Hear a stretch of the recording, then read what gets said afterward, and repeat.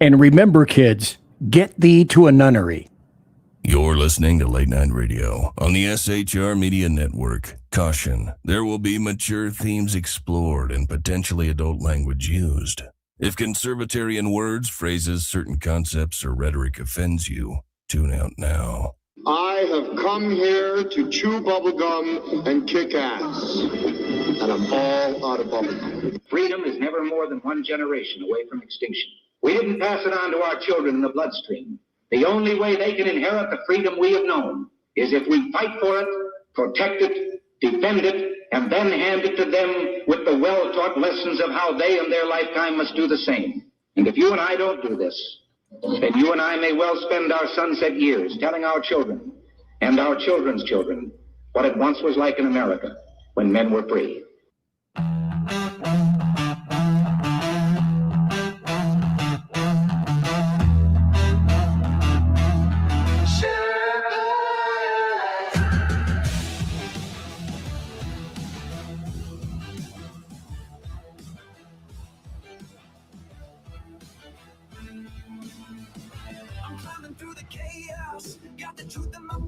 Leftist lies and globalists, I'm pushing them back. From the saloon to the airwaves, I'm spitting it raw. Constitution's my compass, liberty's law. Big guns creeping, shadows on the land.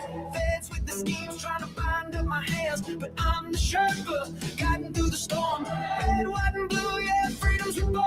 They spin their tails, but I see through the haze. Media maggots, lost in the maze. I'm calling it out, no fear in my soul. This patriot's fire ain't losing control. Conservative Sherpa leading the fight. Torch in the dark, burning bright in the night. Stand for the truth, won't bow to the game. Sherpas, come and remember my name. Sherpas rising.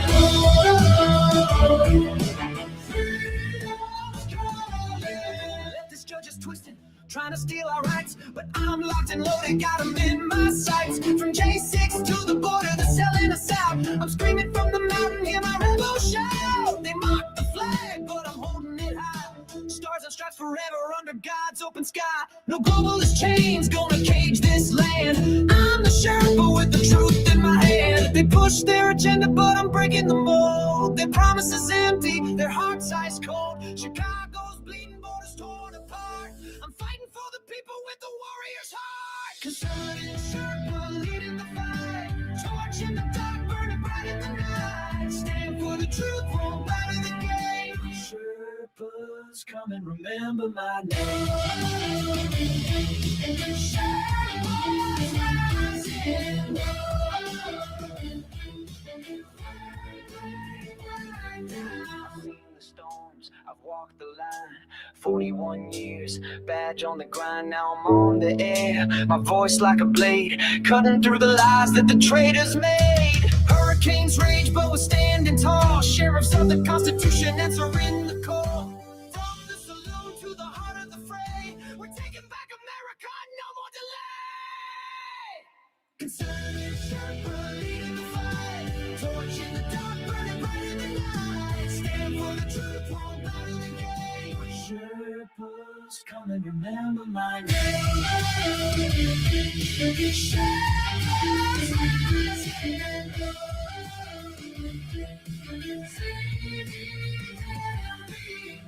Static, hear my voice resound. Conservative Sherpa, freedom's battleground. Berserk, Bobcat, rules will never kneel. For God and country, this fight is real. And so, ladies and gentlemen, boys and girls, children of all ages, welcome to BZ's Berserk Bobcat Saloon radio show, where I am broadcasting freestyle without a net, okay, from Nome, Idaho, in an actual free state. I am this guy. As I indicated, I am your conservative Sherpa.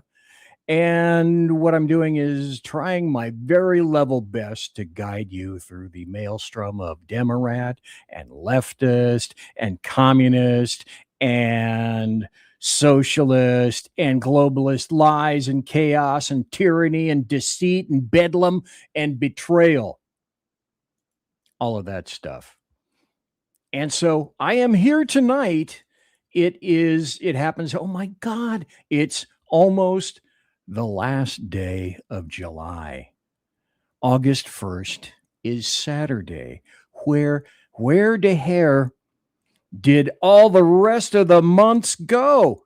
But I need to remind you of a few things. What you're about to hear for the next 2 hours consists of my opinions and my opinion only. Oh, but wait, there's a guest tonight. We've had her on before, and we want to hear what she says because I submit there's a lot of insight that's about to come to all of us. I want to tell you this also, that I'm doing the job that the American media maggots won't. I am fundamentally changing America one leftist diaper at a time. That reminds me that I need to bring a diaper in here next time, unsoiled, with a safety pin through it just for display purposes. We don't water our drinks just like we don't water our conversations. We are still serving stiff drinks in the saloon, along with facts, history, logic, rationality, proportion, context, clarity, tradition, and common sense for all sorts of commonsensical personales. Politics, religion, crime, culture, race, sex, economics, science, law. We talk about it all right here in the saloon, where the speech is free, where the booze is not. And I hope you have yours. I have mine. Vodka. This is Kettle One. You can't get Stoli anymore. They went out and got themselves bankrupt. What were you thinking? Rooskies. So I'm streaming right now on a whole bunch of different places that look suspiciously similar to this. Want to remind you that if you absolutely must, unless you bodily bust, go to the SHR Media YouTube channel, and jump into our plush, sumptuous, palatial, and resplendent chat room. It's a great place to be. And so for tonight only, Amy Curtis, who is on the show, she's been here before.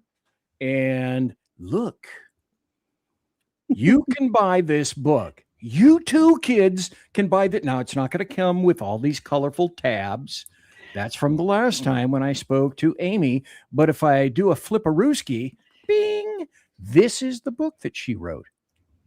And if you're thinking, oh, well, it's a lightweight book. Really? Let's turn it around this way. That looks pretty thick to me, if you ask me. I bought the book. You can buy the book.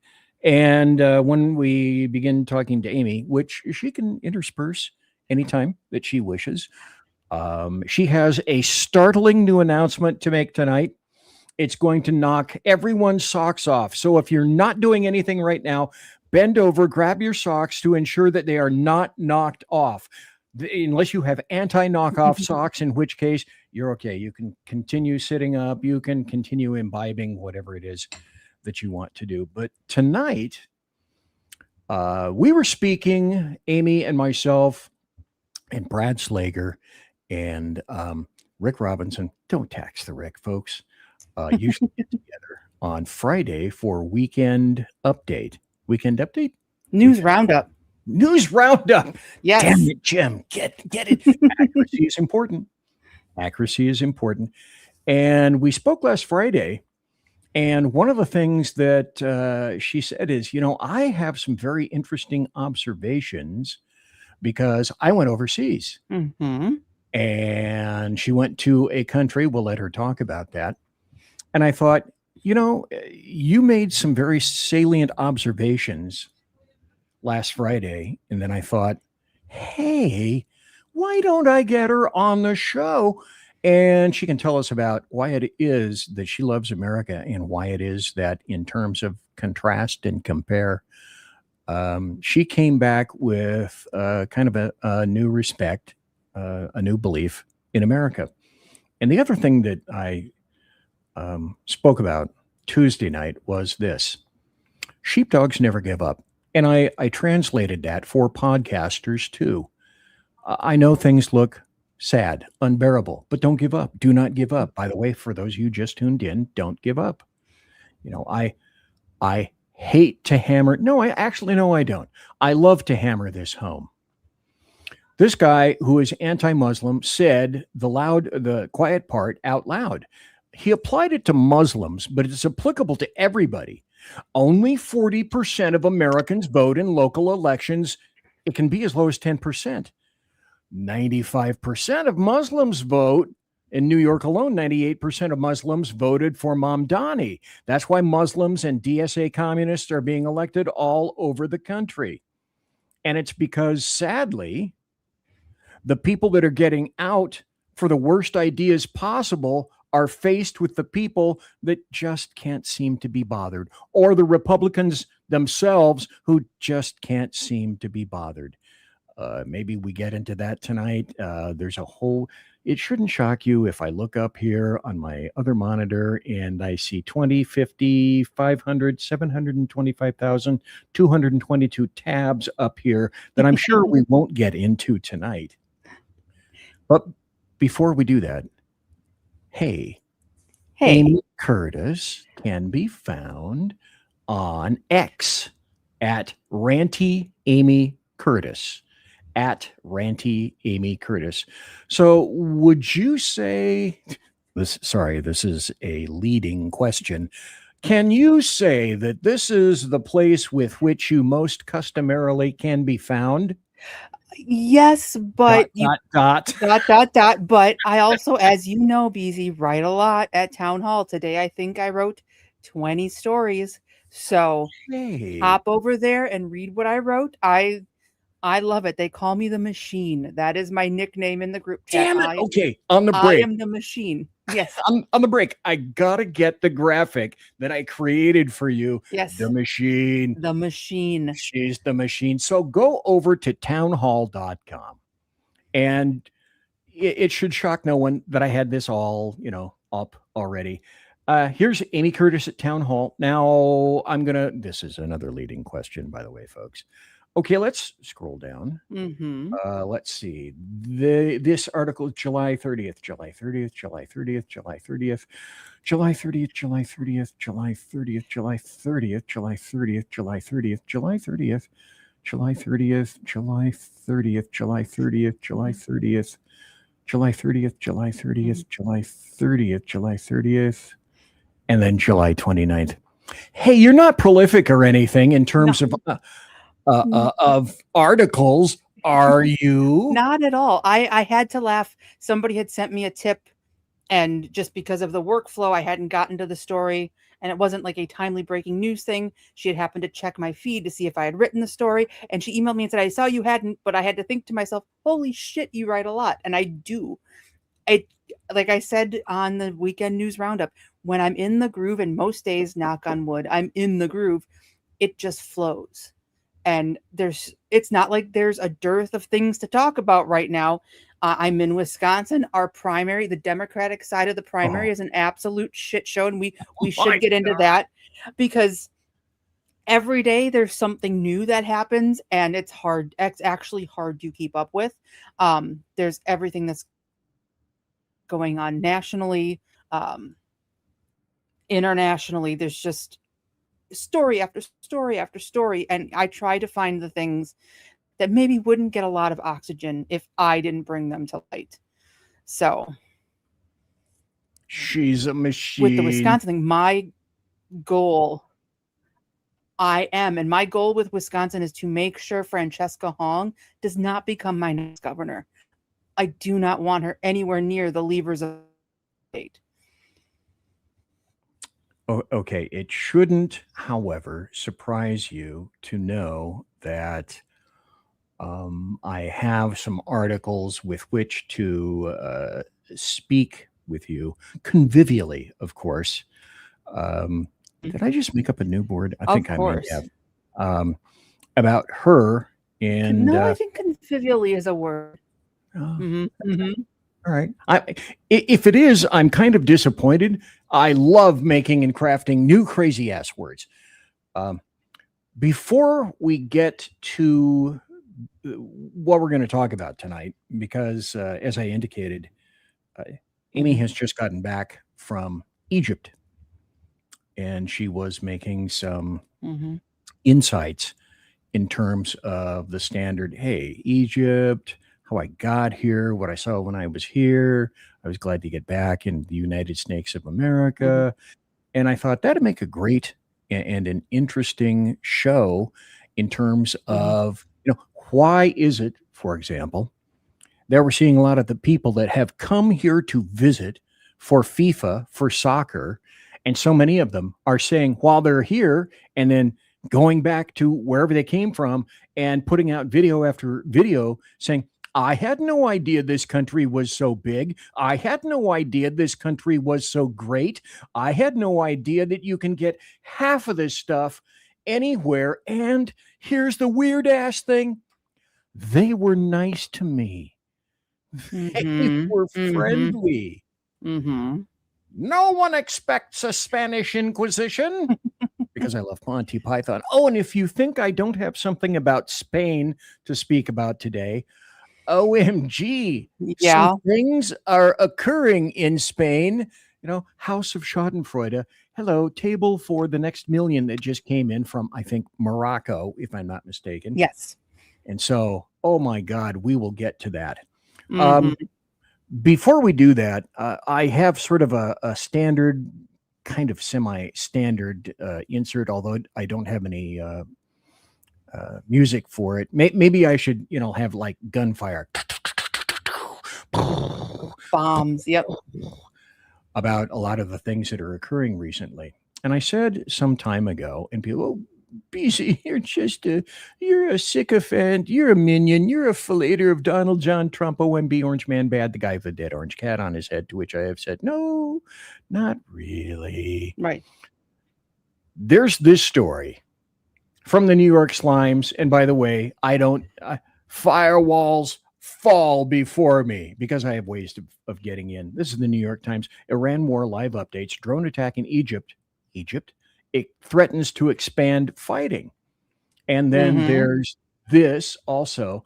Trump exasperated at his top officials at odds over Iran war strategy. Okay, I can get that. And let's go to Iran strikes show they don't want to negotiate. We should strike as hard as possible. Which is kind of interesting because that's a quote from Senator Joni Ernst in Iowa. Basically repeating what BZ has said for quite some time. You won't be able to see the small little teeny words on this, but I only watch the 5 when Harold Ford is on, because Jessica Tarloff, my little shell-like ears cannot take the screech of her. It's like Fran Drescher looking me in the eye and then scraping her nails on a chalkboard. That's a no-go in my area. It's always fun when Gutfeld or anybody else takes her to the woodshed, but I don't watch a lot of those shows because some of the people on there are insufferable. No, and I will check because I generally want to hear what Gutfeld says. Yes. But if Tarlov's on, although I should watch because that's where the greatest amount of sparks flow. But Harold Ford, being the mostly reasonable individual that he is, even him yesterday on the 5 said President Trump needs to step up. When you want to end a war, both sides must want it. Iran doesn't. So essentially he said in enumerated bullet points to President Trump, you know what? He did literally say this: stop talking so much. Give us an objective, execute it, unleash the Israelis. And BZ's addendum to that is, you know what? Just kill the shit out of Muslims in Iran. Wipe them out. Yes. I still think that he believes that there isn't anybody with whom he cannot negotiate, which is a falsehood. It's wrong. It is. He is. I don't want to say he's met his match, but he does not understand the Islamic mindset, especially in Iran. These are people who, because of their religious and political ideology, want to bring about the Islamic apocalypse. And to do that, they want to kill the little Satan, which is Israel, and the big Satan, which is America. There is no reasoning with these people. They are zealots. And the only way they understand is if you put them 6 feet under, preferably turning them into goop beforehand. And his big mistake was not capitalizing on the uprisings when this war started, not arming the people, not telling them to go out and overthrow the government. What did he say? He said, stay home, stay in your houses. That was a big mistake. And I am a believer in if you are going to fight a war, you fight the war to make the other guy lose. And I'm not talking this rules of engagement, nice war bullshit that we had in Iraq and Afghanistan. I am talking the total obliteration of your enemy. And I know on X saying you want to annihilate Iran will get you slapped on the wrist and your post deactivated, but annihilate Iran. That's the only way to end this. You will not negotiate with them. You will not make a deal with them. And your legacy, if they do, by some odd miracle, agree to a deal, will be them nuking Israel, parts of Europe, when they renege on the deal, and you look like the asshole. And I don't care if it's 2 years from now, 5 years from now, they will renege on the deal, and then everybody will blame you for it. Wipe them out. That is the only way to do this. Well, Islam appreciates and respects only two things: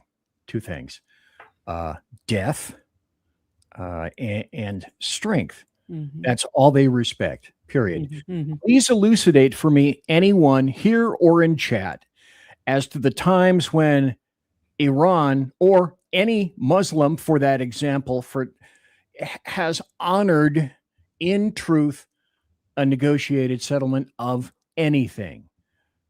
Bueller, that's not in their nature.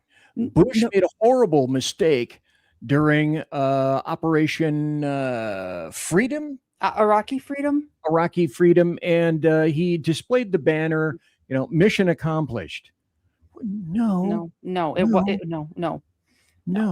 There are two different fundamental styles of Islam. One is in the Middle East, and the greatest, and I'm guessing most of the leftists here have no appreciation, nor do they understand that the greatest number of Muslims on the planet live where? Oh, the Middle East, of course. No, Indonesia. Oh, that's right, Indonesia. And do we see a massive problem with Indonesia? As a matter of fact, we don't. No. But in the Middle Eastern version, as practiced, they respect strength and death. So I said on a post not long ago, okay, roll with that flow. Give them death through our strength. Mm-hmm. Forecast for me, if you would, folks, when any other president is going to have those assets, that amount of material, ships, planes in the region ever again. The answer is no, never again. Because people do not have the wherewithal and the will to do it. Sadly lacking, however, was Trump's continued will to just bump. I used to say I'm sorry for saying this, but I don't. In terms of Gaza, on October 7th, 2023, I think it was. Yep.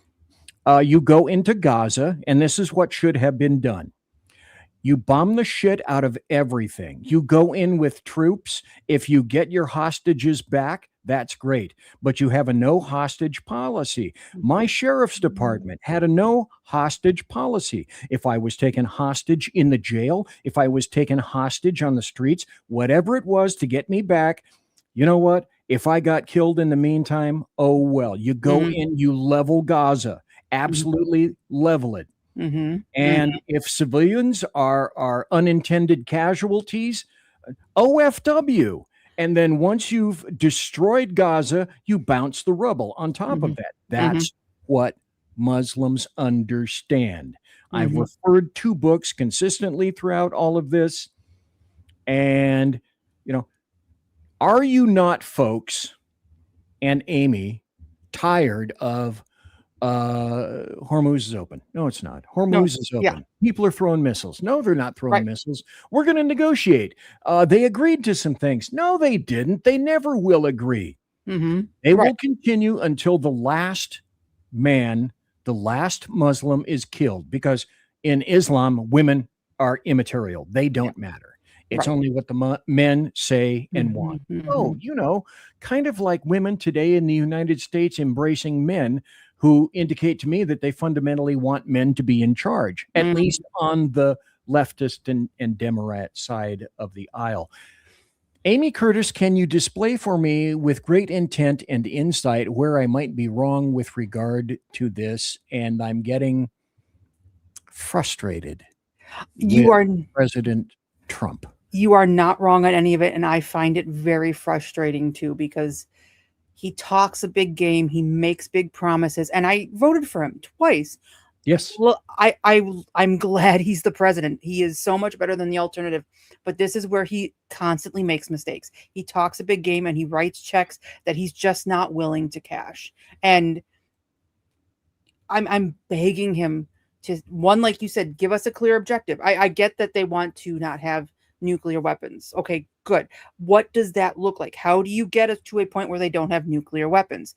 A deal's not going to cut it. And remember, part of Islamic culture, part of the religion is they can lie if it advances their religion.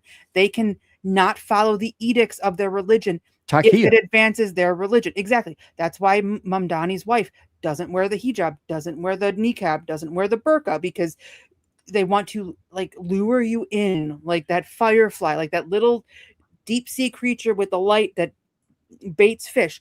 And when they get you in, then that's when they spring the trap. And that's when it becomes, nope, you have to wear this. You can't do that. Women can't do X, Y, Z.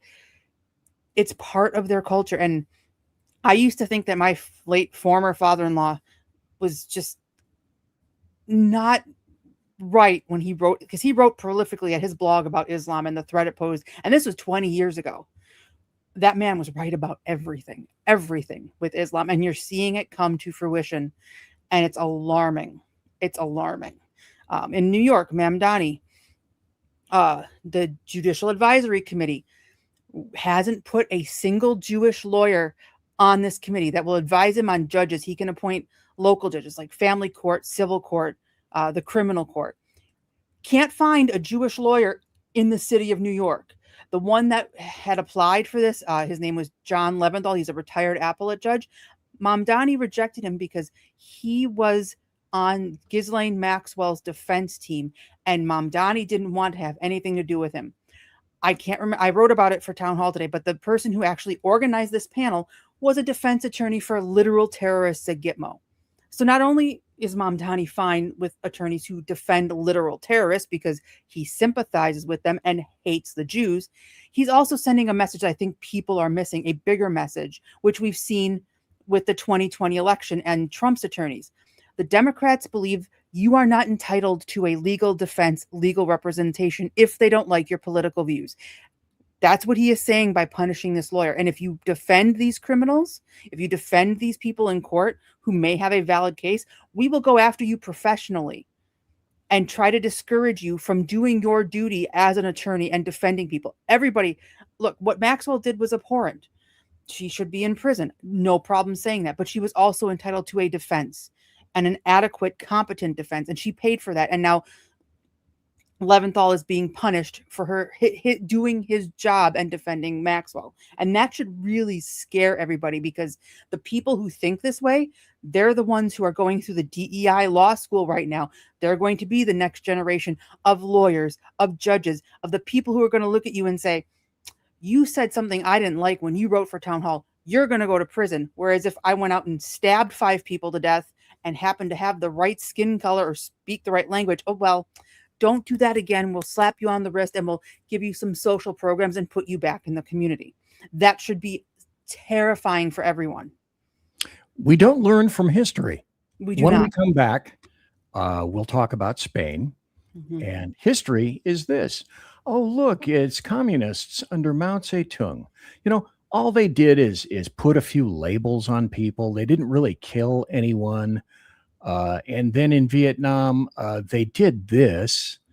And then also, remember Chairman Mao? What about this guy, Hassan Piker? Look, it's his official Chairman Mao suit. And the Chairman Mao suit looks exactly like this. Isn't that weird? Hey, folks, I'm BZ. That is Amy Curtis, and we will be right back after this. Don't go away. Go ahead, get a drink, go to the restroom. We will be right back. You're listening to Late Night Radio on the SHR. Oh, quiet. That's not what I wanted. Conservative media done right. You're listening to the SHR Media Network. In a world where leftists are running out of metal for the safety pins of their soothing red diapers, one man stands alone, attempting to fundamentally change America, one leftist diaper at a time. BZ, your conservative Sherpa, is guiding you through the maelstrom of Democrat leftists and globalist lies, chaos, deceit, and betrayal. Listen to BZ Saloon on select and exclusive Tuesday and Thursday nights at 8 p.m. Pacific, 10 p.m. Central, and 11 p.m. Eastern on the SHR Media YouTube channel, Twitch, KLRN, Rumble, and X at BZ Saloon. It's one great late night conservatarian talk radio show. Be there. Aloha. Hello, friends. You have a moment so that we may discuss our Lord and Savior Minarchy? No, seriously, I'm just kidding. Hi, my name is Rick Robinson. I am the general manager of KLRNradio.com. We are probably the largest independent podcast network that you've never heard of. We have a little bit of everything, and by that, what I mean to tell you is we have news, pop culture, special events, conspiratainment, true crime, mental health shows, drama productions, and pretty much everything in between.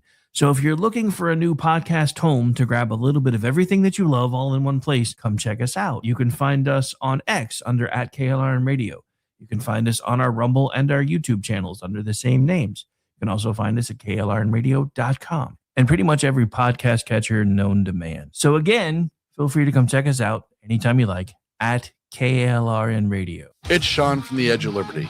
Just like the Bidens, I too am moving. Only in my case, it's days and times. That's right. You can now find the Edge of Liberty Monday at 8 p.m. Pacific, 11 Eastern, and Wednesday at 8 p.m. Pacific and 11 Eastern on the SHR Media Network. Join me as we talk politics, news, alcohol, fun, not so much fun, clowns, small kittens, large kittens, dogs, amoebas, and anything else that just pops into my mind while I'm on the air.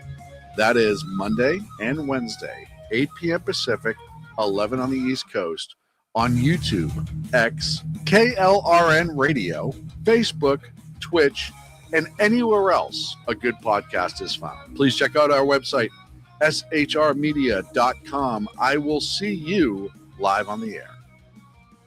Attention, all patriotic women of faith. Yep, I'm talking to you, sis. Are you looking for high-quality, super soft apparel that reflects your love for country and your devotion to God? Look no further than Carry Girl Gear. Picture this. You rocking a tee so soft it's like being hugged by a cloud, all while showing off your love for God and country. Sounds dreamy, right? Well, welcome to reality, babes, because that's what we're all about here at Carry Girl Gear. We specialize in super soft tees, tanks, and more, designed specifically for the strong, patriotic woman who proudly wants to carry their message of faith and freedom. When you shop with us, you're not just getting a t-shirt. You're joining a community of like-minded women who are proud to wear their beliefs straight on their tees. So whether you're sipping sweet tea on the porch or leading the charge for faith and freedom, do it in a Carry Girl tee. Because life's too short for stiff, boring tees. CarryGirl.com, where faith and freedom meets fashion. Independence. With that declaration, America was born. Inspired by a belief in the God-given rights of every human being, and in the good that comes from exercising these rights well. The founders of our great nation chose independence. As do we. Hillsdale College accepts no government funding because independence makes possible the good to which we aspire. You're listening to the SHR Media Network. Thanks for being here tonight, ladles and gentlemen. All of you, all y'all, all of you guys, and the people that are saying, oh, I'm so bored. Okay. I don't know why I was watching comments, but I happened to. And the only thing I can say is I appreciate your presence because you drive my numbers. And if for no other reason, I am grateful for that. So comment as you will. I'm being quite conciliatory. This isn't the argument clinic at Monty Python. That's all I have to say. Now, here we have Amy Curtis. She's the author of this book, Gaslight, and she's here tonight to tell us basically what happened when she went on a journey. Hey, look, it's Amy Curtis holding her book saying why I love America and what she learned when she was, in fact, on a journey. So, Amy, basically, it's up to you now. Take the ball and run. You went on a vacation. I'll just start it there. Yeah, I went to Egypt in June, and being able to travel and see the world is the best education you can get. And much in the same way, I think of Freddie, who was on X, the German soccer fan who came and spent 49 days in America traveling, well, America and Canada, traveling all over the South, the East Coast, up into, I think he went to Toronto, and how he said it was so eye-opening for him and how America was so different from the narratives. When you go overseas, and don't get me wrong, I had a lovely time. I got to eat lunch 100 yards away from the Sphinx. But you appreciate what you have. In Egypt, there's either really, really nice communities, hotels, like gated communities, or there's shacks. There's no in between. The traffic is like, there's no rules of the road. It's just traffic. And somehow, knock on wood, people make it work, but it is unlike anything you've ever seen before. At every tourist site, there are armed guards, and you know who they are because they're the guys wearing the suits and ties, and it's 117 degrees. You go to your hotels and there are bomb sniffing dogs. They check your car for bombs. You have to show your passport and go through metal detectors at your hotels, things we take for granted here. And a lot of that started, we had what we called a babysitter for a couple of days, one of those armed security guards with us, because in 1997 at one of the tourist sites that we went to, Muslim terrorists showed up and they killed dozens of tourists in a horrific, horrific way. And it's a nation that's very cognizant of these terror attacks, and it shows everywhere that you go. And when you come back to the United States, you realize just how good we have it here, and how I live in a quiet, safe neighborhood, and everything around me is pretty much economically the same. And you really there's pockets of poverty in Milwaukee. It's one of the most segregated cities in the country, but by and large, like, you're safe, and I can go anywhere without having to worry about being attacked by terrorists. And I was always very aware of being a woman in a Muslim country. I bought a swimsuit that had, short sleeves and shorts, and wasn't anything that was too revealing, because I wanted to be sensitive to that. And we were so busy and so tired, I didn't have time to go swimming much, so I didn't get to use it. But just the things I take for granted here. When I go to my gym, I wear just a normal bathing suit, and I don't have to worry about it. When you come back, you see America in a different way, and you appreciate what you have more than you realize it when you don't leave. And so many people spend their lives, they are born, live, and die in the same sphere, and they have no idea what is out there, and it really changes your perspective on everything. And like I said, last summer I went to Greece, loved Greece too, but the same thing, this ancient city, this world capital, but there's graffiti everywhere. And one of our hotels just around the corner was a methadone clinic. It's very, very eye-opening. And yeah, we have that here, but it's not as ubiquitous here as it is overseas. And there's just it's just a world of difference when you see the world for yourself. And I highly recommend everybody go and travel. I know there were some of my friends who were very concerned about me going overseas, but there was nothing that was going to stop me, and it was worth every minute of it. Well, let me kind of start at the start, if I would. Mhm. Folks, this is Amy Curtis of townhall.com, and she has her own point on X. But if you want to see what's going on in her world, what rocks her, go to @ranty_Amy_Curtis on X, @ranty_Amy_Curtis on X. Oh, that's what I forgot to do during the break. Get the machine. All right, next break. I'll try to remember. Next break. Oh my God. You'll have to write that stuff down. BZ, if you don't write it down, you're going to forget it. But when you knew that you had decided going to Egypt was the deal, did you begin to do any kind of investigation in terms of, before I get on the plane, before I even get through packing my luggage, what are some of the things that, because I'm sure you probably went to your finer search engine and said, what do I need to know about Egypt? How do I pack when I go to Egypt? What should I expect when I get on the plane? What should I expect when I get off the plane? So I'm guessing you started there. Yeah, and that was I used ChatGPT for some of that. Just what to wear, what to pack, what to expect. And they said by and large, tourists are very welcome. Tourists are, because a big part of their economy is tourism, and they like the money that we bring in. So I did that. The two big things that stood out to me when we got the plane tickets and had to show our passport, it was very big on saying you cannot get into this country if you have a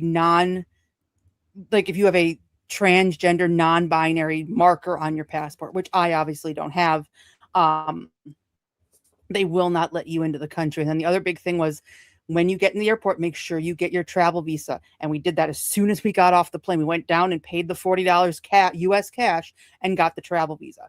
And that's the big thing I also learned is these other countries have their immigration rules, they have their travel rules, and they enforce them. It's a novel concept that the Democrats need to learn, but they enforce them. I don't hear anybody complaining about any of that. And I certainly didn't. It's what was expected of us. So it's what I did. And like I said, you had to show your passport when you went places because they wanted to make sure you were on the up and up. You just did it. And here, there was just a story in the New York Times. ICE is checking for expired visas at airports, and they're detaining people with expired visas, including people who are spouses of U.S. citizens. Having an expired visa is illegal. You get detained and you probably will get deported. That is the consequence for that. So it really makes you, it also kind of throws into that sharp relief of other countries that have no problem enforcing their immigration laws. Why is it an issue here? And why are we the bad guys for doing that when every other country, including the Vatican, I'm sending my kid to Italy in the spring. The Vatican has some of the strictest immigration rules in the world, and they enforce them. And that's how it should be. And that it's not here is insane. And we see what's happening right now in Spain. And I didn't mean for that to rhyme. I'm just that good, but it's insanity. And I think Spain is kind of the doorway by which the rest of Europe is going to really have a problem, if not completely collapse, because the Spanish socialist prime minister has basically said, we're giving these people amnesty. So they will be European citizens, which means they can travel anywhere in that continent. And there's not much any of these other countries can do about it. And I saw a post as of 9 hours ago, they were thinking 80,000 of these military age men, no women, no children, had come into the country. And that was 10 hours ago. So heaven only knows how many are in there now. Well, here's an article. This is from the Associated Press. Spain deploys the military to Ceuta after thousands of people breach Morocco's border and at least 9 die. And you make an excellent point, and I will show this. Hey, here are the people that are jumping into the lovely Spain, and each one of them, all of them, are WAMs, what I call WAMs, war age males. Show me the women. Right. There aren't any. This is not immigration. This is an invasion.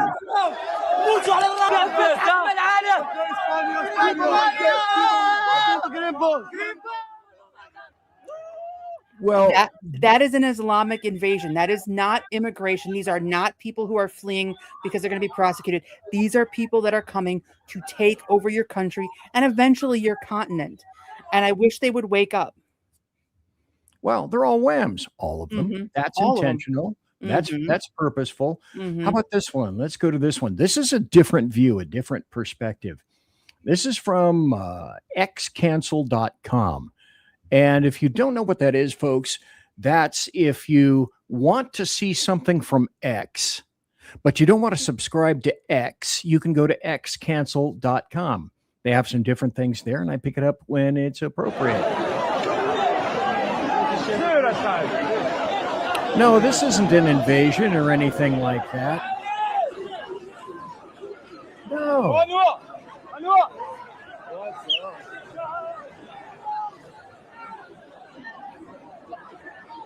And I'm sorry, this doesn't happen. This doesn't happen spontaneously. This is not 80,000 people did not wake up this morning and go, let's invade Spain. This was coordinated with who? Don't know. But it was absolutely coordinated, and you will never convince me otherwise. Well, for example, where's the women's is? Right. Where's the babies? Where's the children? Right. That they are alone, going to. Right. That alone, in and of itself, says all the essentially red flags. all you need to know is there's a reason for all of this. So you went to the internet and chat, and you said, okay, how should I prepare for the trip? And you got on the plane, and I'm guessing the flight was fine. And then you arrive. Where did you fly? Yeah, it was New York to Paris, Paris to Cairo. We flew New York to Paris, Paris, Cairo, and then the reverse. And I actually departed from Chicago. So it was Chicago, New York, Paris, Cairo. And the flights were fine. Cramped. I don't like flying. I'm a very nervous flyer. Anytime the plane hits turbulence, in my head, it's like the Miracle on the Hudson is going to happen. So like I've always been a nervous flyer because I was never on a plane. Like growing up, we didn't fly. We drove everywhere. And then I was 18 when 9/11 happened, and that kind of honestly messed with my perception of planes for a long time. I didn't fly on a plane until I was 33, and then my first trip was to New York. And I was white knuckling it the entire time. I had a guy empty seat because he bought the empty seat, so he had extra room, and then me. And he's a business traveler. He talked me through everything that we were doing because we were flying into, I think we flew into JFK on that one. And you come in over the river and all you see is water, water, water, water, water until it looks like you're going to land in the water. And then you hit the runway. And I'm still not a good flyer. But no, the flights were fine, but you get to the airport. It was still, even though we got there like early in the morning, very crowded. You had to wait in line, had to go through customs. Very, very just busy, loud, even at 3 a.m. So it's like I said, it's not like anything you see in America. It really isn't. Okay, so tell me, what's it like going through customs? Because you want to enter their country now. And did you find anything that you thought was perhaps a little bit different, a little bit strange, maybe faster, smoother? No, it reminded, other than having to get that visa, which I don't believe we had to do when we went to Greece, it was pretty smooth. They looked at your passport, looked at you, looked at your passport, looked at you, and then you waited for your luggage. So that was pretty good. But I've never seen like families traveling with dozens of bags in ways like I've never seen at other airports. Like I've seen people with a couple of bags. I had a couple of luggage suitcases myself, but just dozens of giant suitcases on these racks, and just like the mass of humanity that was at the airport. I was a lot. And you are tired and you're in a new country and you're not sure of anything. So it can be a little bit overwhelming. The people with the bags, were they, say, Egyptians returning? Yeah, I'm guessing they were Egyptians returning or visiting family long term, like going to stay in Egypt for a while. But I'm guessing they were my guess was they were returning. That was my gut feeling. Okay. And is there any difference between the people coming in, the amount of bags, Egyptians returning? Was there any, I don't know, for lack of a better word, any societal difference between the people that were coming that you interacted with at the airport? In other words, were people thinking, you're nuts, you're an American coming here? Or were there a lot of travelers from other countries There were a and lot of Americans tourists. coming to see Egypt? There were a lot of tourists, Australians, especially like a lot of Australians. We ran into a lot of them in Greece, ran into a lot of them in Egypt. So the Australians get around, and that's got to be a hell of a flight. Oh God! But there were people from Italy, people from Spain. So there were a lot of people, especially when you get to the tourist sites. But even like we flew in country a couple of times. You think our TSA is a lot? You go through security at least 2 or 3 times in Egypt, and at one airport, the women had one security line, the men had another security line, and you get the full pat down every time, and you are patted down by a woman. If you are a woman, you are patted down by a man if you are a man.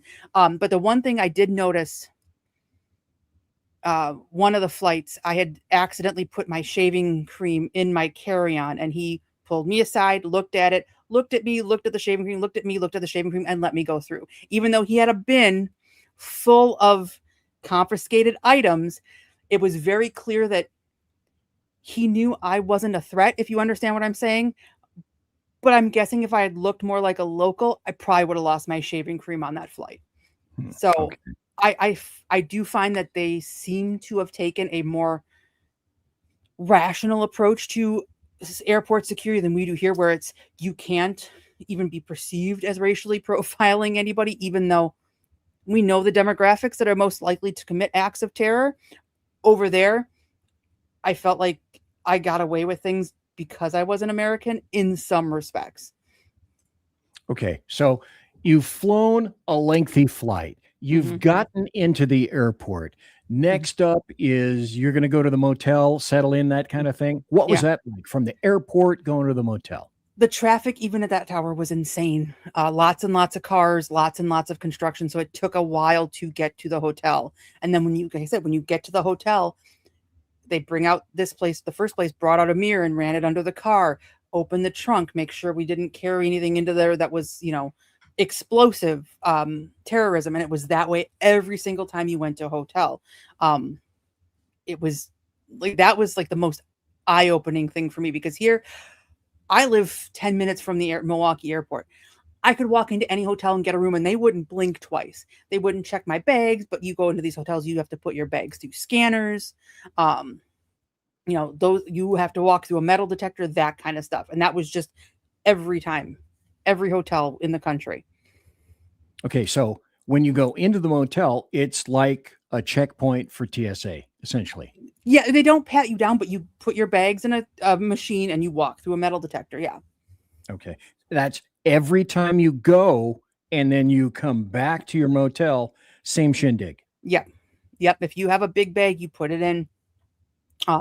There were a couple of times when we stayed at places a few days where they would like wave you through because they finally recognized you. But most of the time, no, it was put it in there, you know, go through the security process.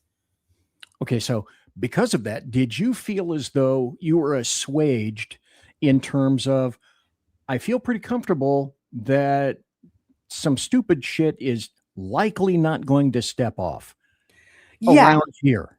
Yeah, I felt like they took it like the tourist safety very, very seriously.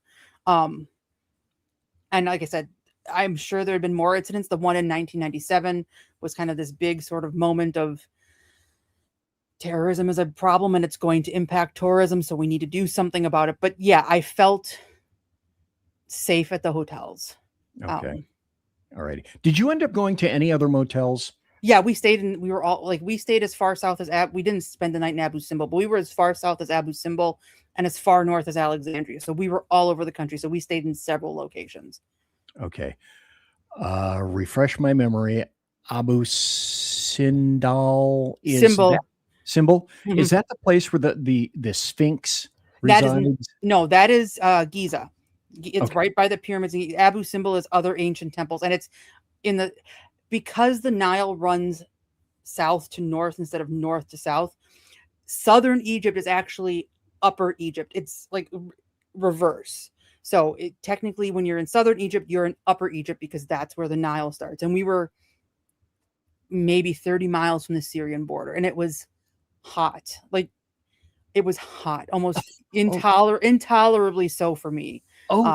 Do tell. What Yeah. kind of temps are you encountering? 117 degrees, and like we didn't see a drop of rain the entire time. We didn't see clouds, like even white fluffy clouds most of the time. It's just direct beating sunlight.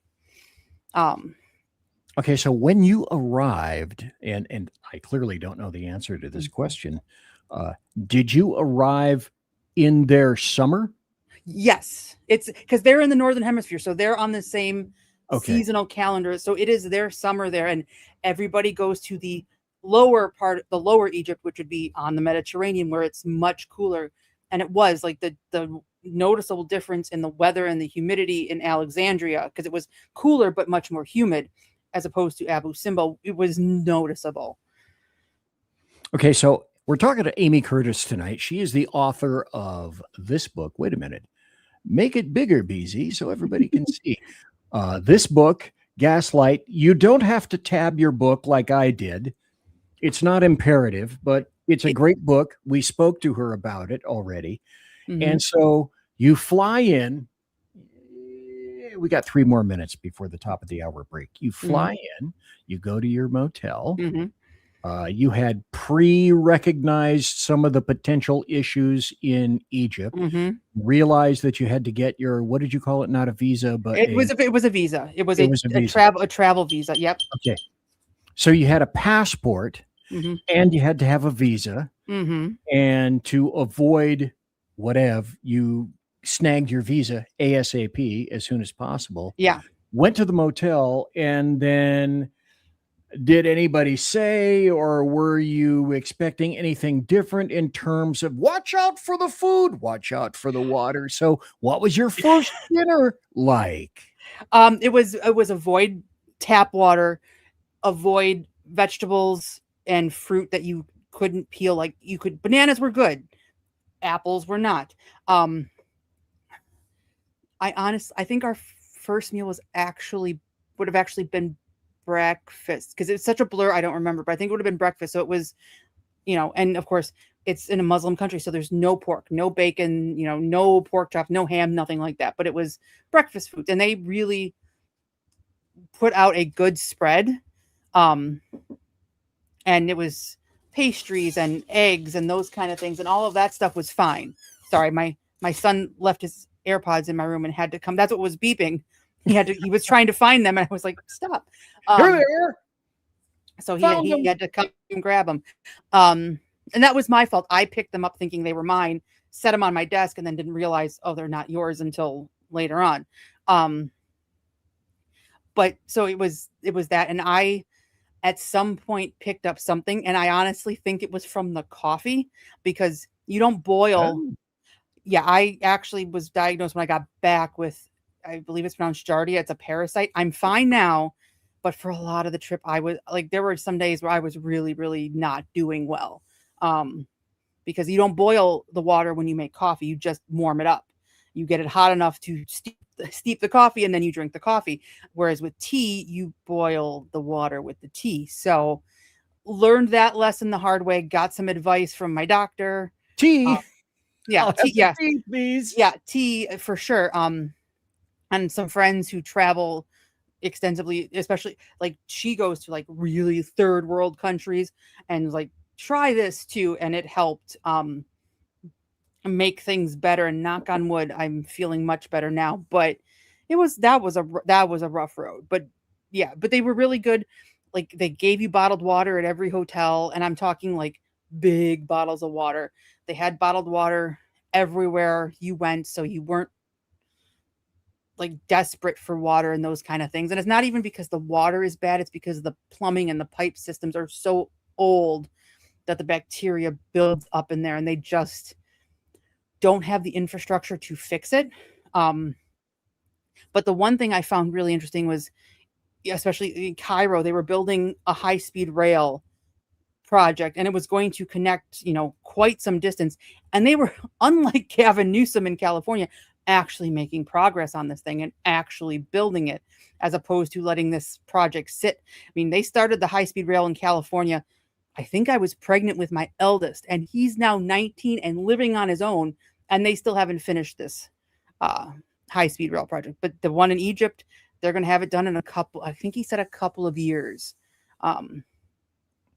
They don't have to worry about the, let's see, there's probably graft. But hey, there's, evidently I hit something that we'll talk about when we come back for the break. I'm BZ. That is Amy Curtis. We're talking about, hey, she went to took a trip to Egypt, and we're just doing the little contrast and compare things in terms of, hey, what'd you see? What did you think? Overall, what was it like? Anyway, I'm BZ, Amy Curtis. I'll be right back. Conservative media done right. You're listening to the SHR Media Network. Listen in to the Reaver of Common Sense, where we cut through the noise of news and politics with a show equipped for bombast. Tune in Mondays and Fridays at 9 p.m. Eastern, 8 p.m. Central, and 6 p.m. Pacific, featuring a refreshing dose of reality. Jersey Joe fearlessly tackles the tough topics with no nonsense. Just pure common sense. Visit shrmedia.com, where you can hear the Reaver of Common Sense in action. He may not always be polite. He may not always be refined. But one thing's for sure. He always tells it like it is. Are you looking for a way to boldly express your faith and love for your country? Then check out Seven Armors, the premier apparel company for patriotic men of God, where faith meets freedom in style. Our t-shirts are more than just clothing. They're statements. Bold, stylish, and meaningful. From timeless messages to modern designs, we've got something for every patriotic man of God.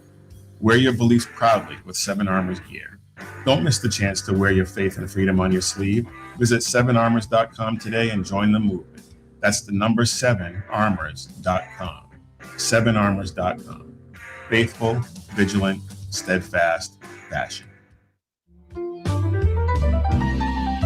Are you looking for bold, honest conversation about the issues shaping America? Well, let me welcome you to Unleashed 101 with Jeremy Hansen, where we take you beyond the headlines. We dive into politics and culture, the struggles of everyday life. It's raw, real, and unfiltered. If you're ready for truth with a punch, pull up a chair and join us. That's right, Unleashed 101, where real talk feels like home. Find us at unleashed101.com, Spotify, Apple Podcasts, iHeartRadio, and more. We look forward to seeing you. Unleashed 101 with Jeremy Hansen.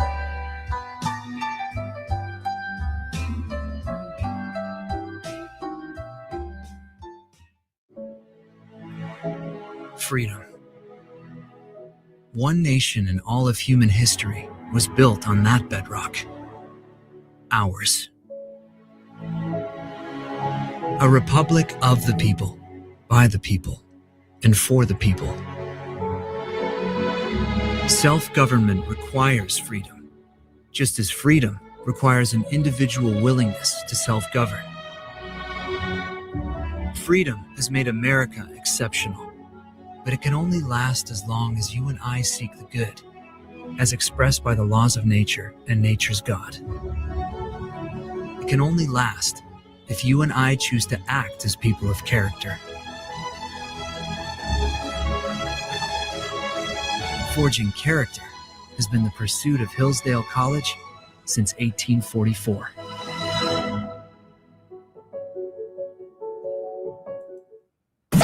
You're listening to the SHR Media Network. Good evening. Good morning, Vietnam. Good morning to everybody. Good evening to everybody. It's 9:05 Pacific, which means it's 11:05 Central, which means it's midnight 05 Eastern, and in Bolivia it's 1729.723 subgrowth cluster 4, paragraph 2, drawer 17, because I've never understood Bolivian time. I'm bringing an oldie but goodie back by saying that. In any event, welcome to everybody. Thanks for your present tonight. We're talking to Amy Curtis, and let's bring her there. There is Amy Curtis. You can find her on X at rantyamycurtis.com, and she's got a lot of stuff here. She's prolific in terms of posting stuff on X, tons of stuff right there, and also, okay, you know what I forgot, right? The machine. Yeah. Anyway, Duke. She can be found at townhall.com. I didn't count, but these are the articles that she wrote just today, July 30th. And let's see where they run out. Still. Oh, they run out right here, right there. And I don't know. How many articles did you write today, machine? I think it was 18. Oh, I know. I was slacking today. Just a big old slacker. And I have to say, the new site looks really good. They just revamped all of Town Hall. We went to the dark background with the white text. That launched yesterday. I believe it was yesterday. I has not been. I will has to go. Yeah, it used to be the white with the black text, but now it looks completely different. Really like it. They kind of changed. Like now my articles fall under the news section, not the tip sheet. So they really gave it a nice little facelift. And if you happen to notice anything a little wonky, shoot me a message and I'll let the devs know so they can kind of fix it. Okay, well, there it is. Yeah, you're right. Now, I generally set things to dark background, but this is intentional. They changed from the white background to the black background. Yep. Changed some of the fonts, the layout, the search engine. Now there's an AI assistant to help you search for things. Really, really well done. Really like the look. Getting used to it because, as you know, and I have to laugh because the way X kind of works and how Musk wants us to be on there. We started doing this when I was with Twitchy. You write your post, and then we did what we call socialing it. So you'd have to take a screenshot, post the link.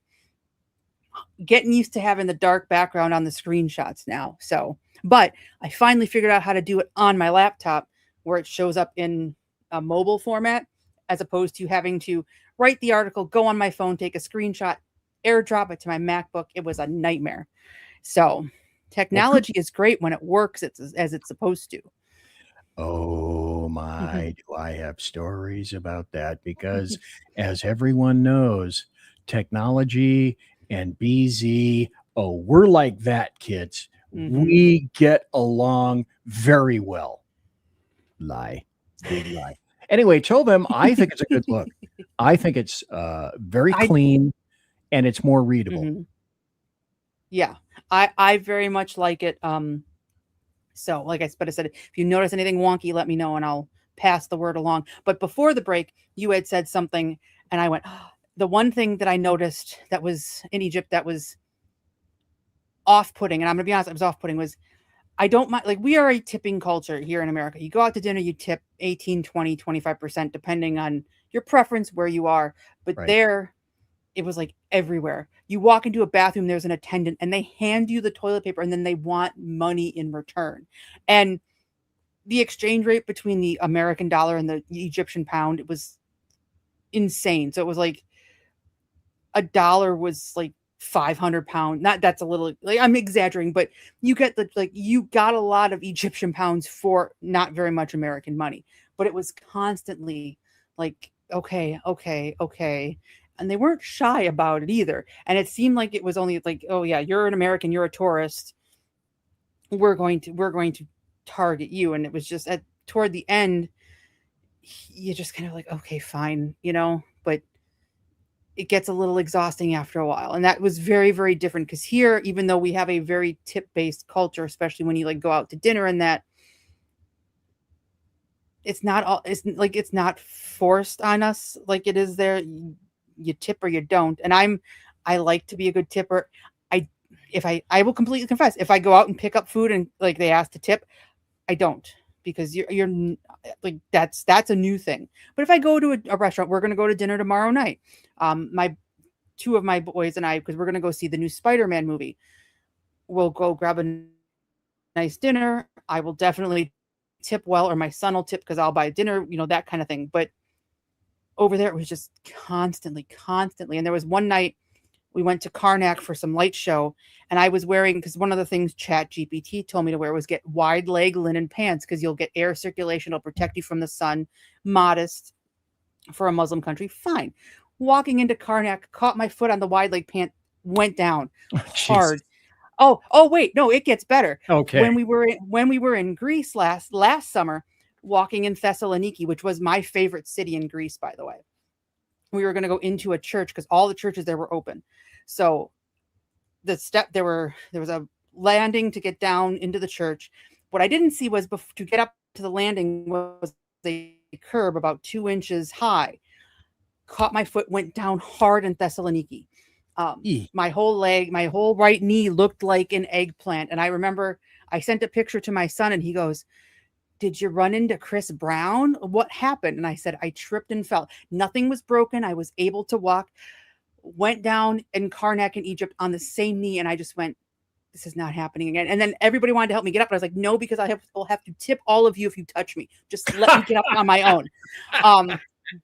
Second one tonight. Like, just don't. Like, and that was, other than the searing pain, that was literally, like, I had been so overwhelmed by the tipping that was my second thought was, if these guys help you get up, you are going to have to tip them. And I was like, I'm not tipping. Don't touch me. Like, I will get up on my own. So, and it's fine. It was bruised. It just is what it is. Okay, so let me ask you this, if I might. When you got there, was there any kind of a difference in terms? Well, first, Canadians and I, when I went to Canada, were not kind of on the same wavelength. I get it. I got excoriated because I didn't go get Canadian rupees when I first got there. So, did you have to make a conscious exchange with cash, or was everybody there? They were just jiggy with, you got an American buck, you got some change. In other words, in what rate or in what form did you tip? It was the Egyptian pounds. The only thing that we really, like, I really remember, and like I said, everything was a blur. So if I'm missing things, I apologize. But the only thing I remember paying American cash for intentionally was the visa. That was $40 American cash. But then while we were at the airport waiting for our luggage to come off the plane, we went to the exchange and exchanged our money and got, I think I exchanged like $350, and I got a stack of like a wad of Egyptian pounds.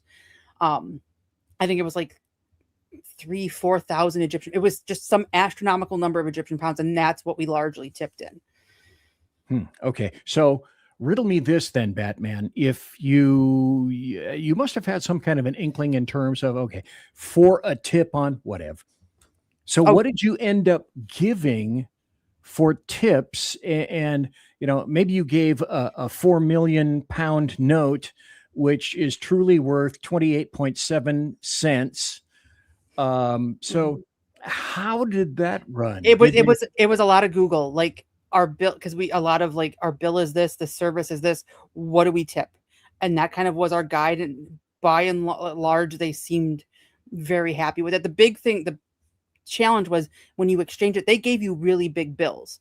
So like, you couldn't keep tipping 200-pound notes every time somebody did something for you. So we had to break down the change into smaller denominations and then do a 50-pound note. But again, it was like 50 pounds is like $1. And there were times when I actually, like, we went to dinner and we'd order these really nice meals.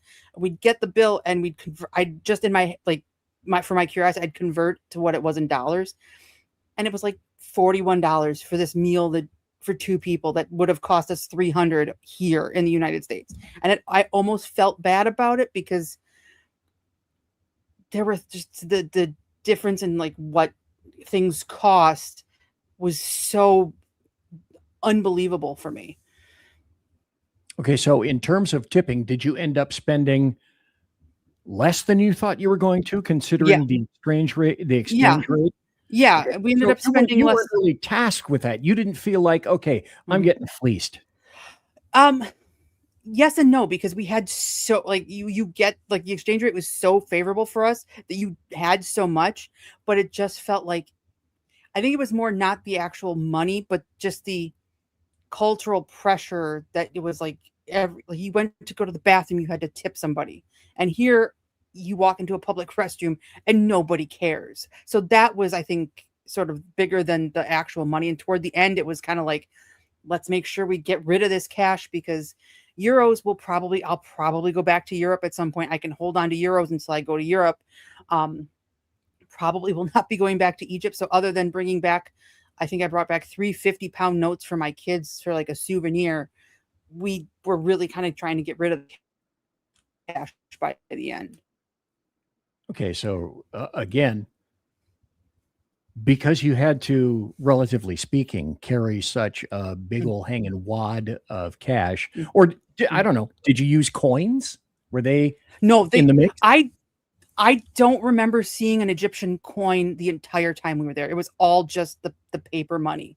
So I honestly don't even know if Egyptian currency has coins because it was just the bills.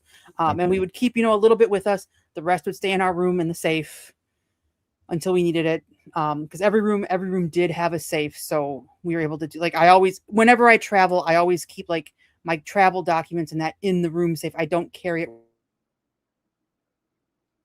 Okay, so then the next question would be, if you had to carry a relatively big amount of money on you, but you didn't carry the entire chunk, No.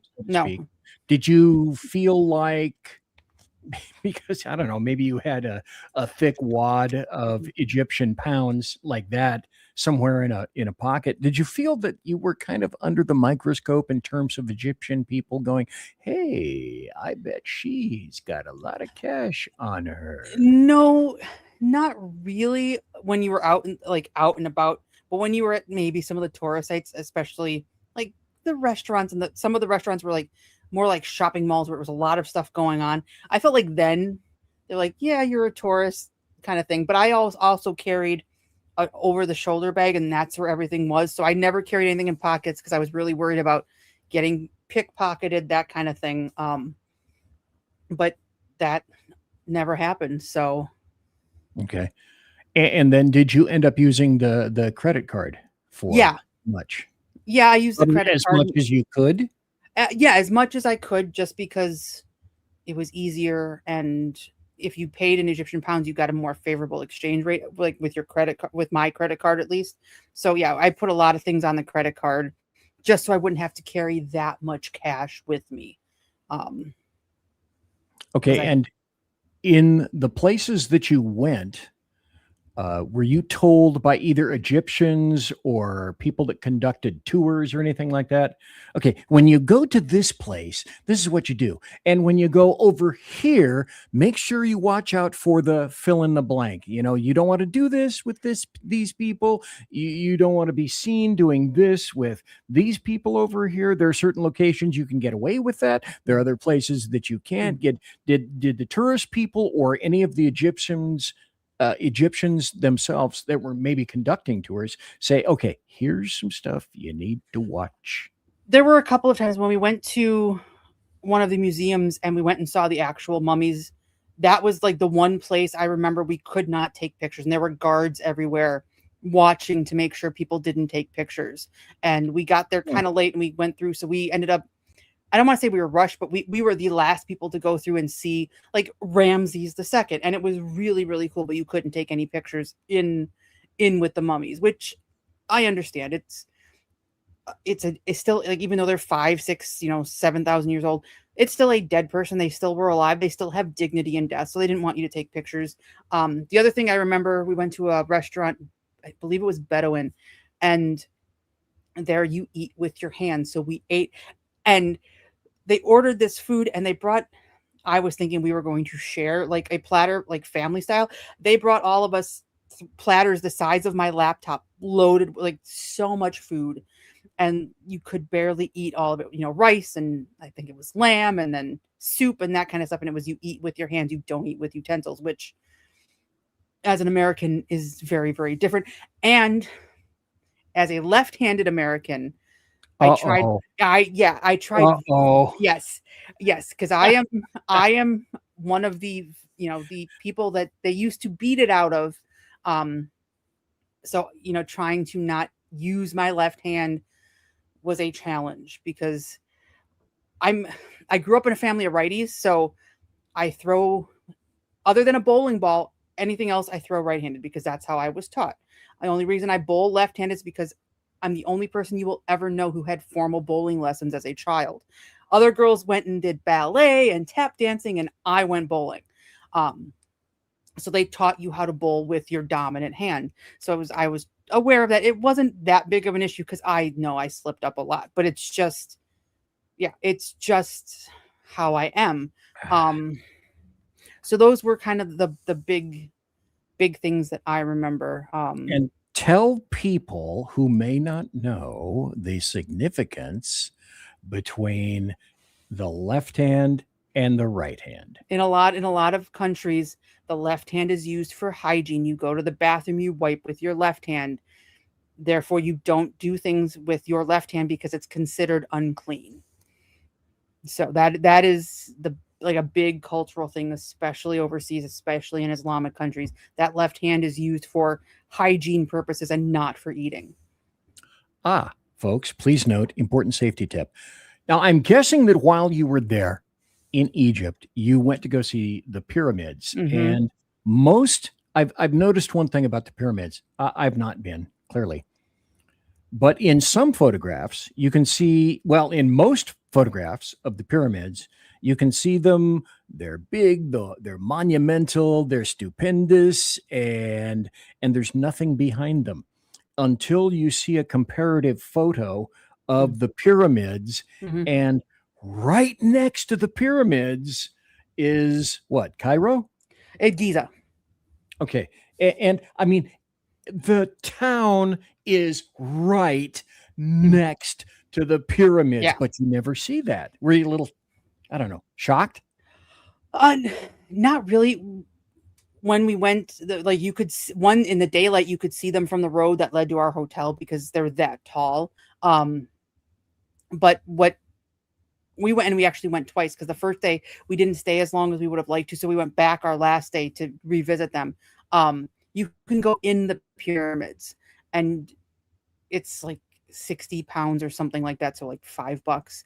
But the thing that I didn't know before I signed up for that first one was, especially the big pyramid, you are in a tunnel that's maybe 4 by 4, and you have to walk over. No, it is on bent over. You have to bend over, and it's maybe a 25 degree angle up. And it's one tube. So your people are coming out and people are going up. And I almost got taken out by this Asian tourist who was coming down. And then once you get up this tunnel, you're in this large chamber. And then there's, on either side of you, there's metal rungs stuck in the wall. And you have to climb up them and then go up another ramp. Now, you don't have to crouch in this one. It's open. But you have to climb up, go up another ramp, main platform, climb up again. And when you get to that platform, then you go through another tunnel, which is level, but you still have to stoop down. And then you're actually in like where the sarcophagus is. There's no air circulation. Like I left there and I was like, everything was wet. Like everything was sweaty. The backs of my legs ached for 3 days. Would I do it again? Probably not. But am I glad that I did it? Absolutely. Absolutely, because I got to say I've been in the piers, and there were other ones. Did you have the ability, or did other people have the ability to? Because occasionally I see photographs of people actually climbing the pyramid on the outside. If you'd wanted to, could you have done that? No. I didn't see anybody doing that. Wasn't going to try to do that. Just out of respect and out of a sense of safety, because like even being inside the tombs was in the pyramids was like physically demanding. The one thing I learned from traveling overseas is not handicap friendly. If you are in any way, shape, or form disabled, you are going to be very limited on what you can do in foreign countries because they just don't have the ADA like we do. There, there aren't always elevators. It's not handicap accessible. It's just your SOL if you're over there and need any sort of accessibility. So keep that in mind too. Like here, most of the tourist sites try to be accommodating. I saw one, and right after we got back from Egypt, actually, it was for a cave. And before you go into this cave, you had to show that you could crawl through this space that was like 18 by 24. And like, okay. I learned on this trip that maybe claustrophobia is a little bit of my thing because those tight spaces were a lot. Spelunking is not in your future. Spelunking is not in my future, but I did it. And I'm very proud of the fact that I did it. I did it multiple times. There was one, I think the Red Pyramid was one I didn't go into, and it was physically very tough. But I think I went in the rest of them. So no, there were two that I didn't go in, but all the ones at Giza that we could go in, I went in. Okay, so I got to ask you, when you went into the pyramids, I'm guessing you went into the big one, Cheops? Is yes, that the biggest one? That's the biggest one. Okay, so tell me, Amy Curtis, what was the temperature that day in Egypt in summer? It had to be at the low 100s, even in Cairo. That's almost Arctic coat weather. Right. And like there's no airflow. So even though you're not in the sun, it's like an oven. There's no relief from it at all in the actual pyramids, and the lack of airflow. You don't realize how big a difference a fan makes, even at 100 degrees. At one point, I ended up getting just one of those little unfoldable fans, and it helped. Personal thing with the battery? No, just like a manual fan, and it helped tremendously. Should have gotten a thing with a battery, and in the run up to the trip, it just was one of those things that slipped my mind, and I felt bad because I think it would have helped tremendously to have something like that to walk around with. Okay, so going to the Great Pyramids, and Giza is boom, right next door. There it is, Giza. Yeah. Did you have a good time? I mean, was it kind of, I would guess it's kind of startling in terms of the immensity-ishness of it all. Yeah. For me, it's I'm standing in a place that's thousands of years old that has stood through world wars and upheavals and, just all of this history, and it's still there, and I get to see it. That was the part for me that really was like awe-inspiring, is that I can say now, I've seen the Sphinx. I've got pictures of me standing in front of the Sphinx. I've been inside the pyramids. I've seen King Tut's tomb. I've been to the Grand Egyptian Museum, which was fascinating because they have everything for King Tut from King Tut's tomb in the Grand Egyptian Museum, except King Tut. There is a room in the exhibit that's waiting for him. There's an empty glass case. I think that when they built the gem, the Grand Egyptian Museum, they had every intention of moving him over here, and then realized our boy's kind of fragile and he's not going to travel well. So he's still in the Valley of the Kings. And at some point they're hoping to move him, is my understanding, and have I don't want to say the collection because he's a person, but like everything in the Grand Egyptian Museum. But we got to see, the mask and the stuff like this, the stereotypical stuff you think of when you see of Egypt, and then all this other history as well. So overall, very cool. When we come back, we're going to take a break, kids. So when we come back, I want to ask Amy Curtis about some of the other places that she went to go see, and then maybe kind of a summary in terms of Egypt as a whole, and then perhaps another summary in terms of this is different, this is cool, but I came back to America and I had these feelings. And I'm not going to insert those words into her mouth because it's Amy Curtis and she deserves better. And I'm BZ, she's Amy. And folks, let's come back right after this. Time to take that break. Oh, BZ, go get that photo. Okay, I'll be right back. Conservative media done right. You're listening to the SHR Media Network. Mission log entry. I mean, let's face it, who's even counting anymore? The Lost Wanderer is officially off course, chasing rogue rocket launches, fringe science, and things that probably violate causality. If it burns fuel, bends time, or makes scientists very uncomfortable, yeah, I'm probably going to talk about it. Every other Sunday on KLRN Radio, The Lost Wanderer, because space doesn't come with a roadmap, and honestly, I wouldn't follow if it did. Hello, I'm Matt, a student at Hillsdale College. Here's Hillsdale President Larry Arnn on the continuing relevance of the Constitution. Many argue today that the Constitution is outdated because it addresses problems peculiar to the 18th century. Some parts of the Constitution do read rather quaintly.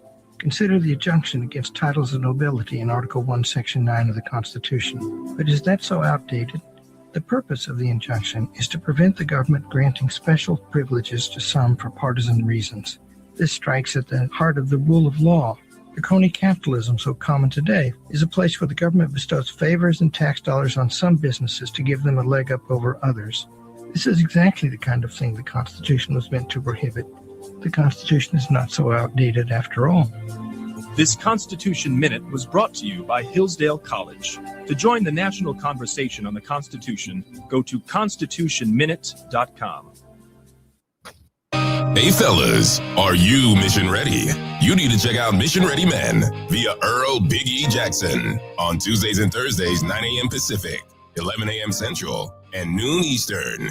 It's a show that equips you to navigate our society's challenges from a biblical perspective with courage and conviction. Tune into Mission Ready Men as we examine our culture through the prism of biblical truths, teachings, and how to apply them in our daily lives. Prepare to step up, stand out, and step into your role as a man as ordained by God. That's Mission Ready Men, hosted by Earl Jackson on the SHR Media Network. And get mission ready.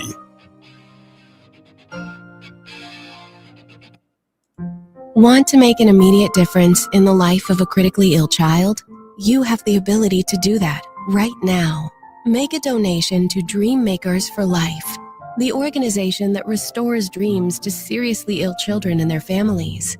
You can sponsor a dream pack for a child, which contains a clear PVC backpack, a dry erase board adventure coloring book, a journal, and dry erase markers to inspire a critically ill child to envision a future adventure and hope.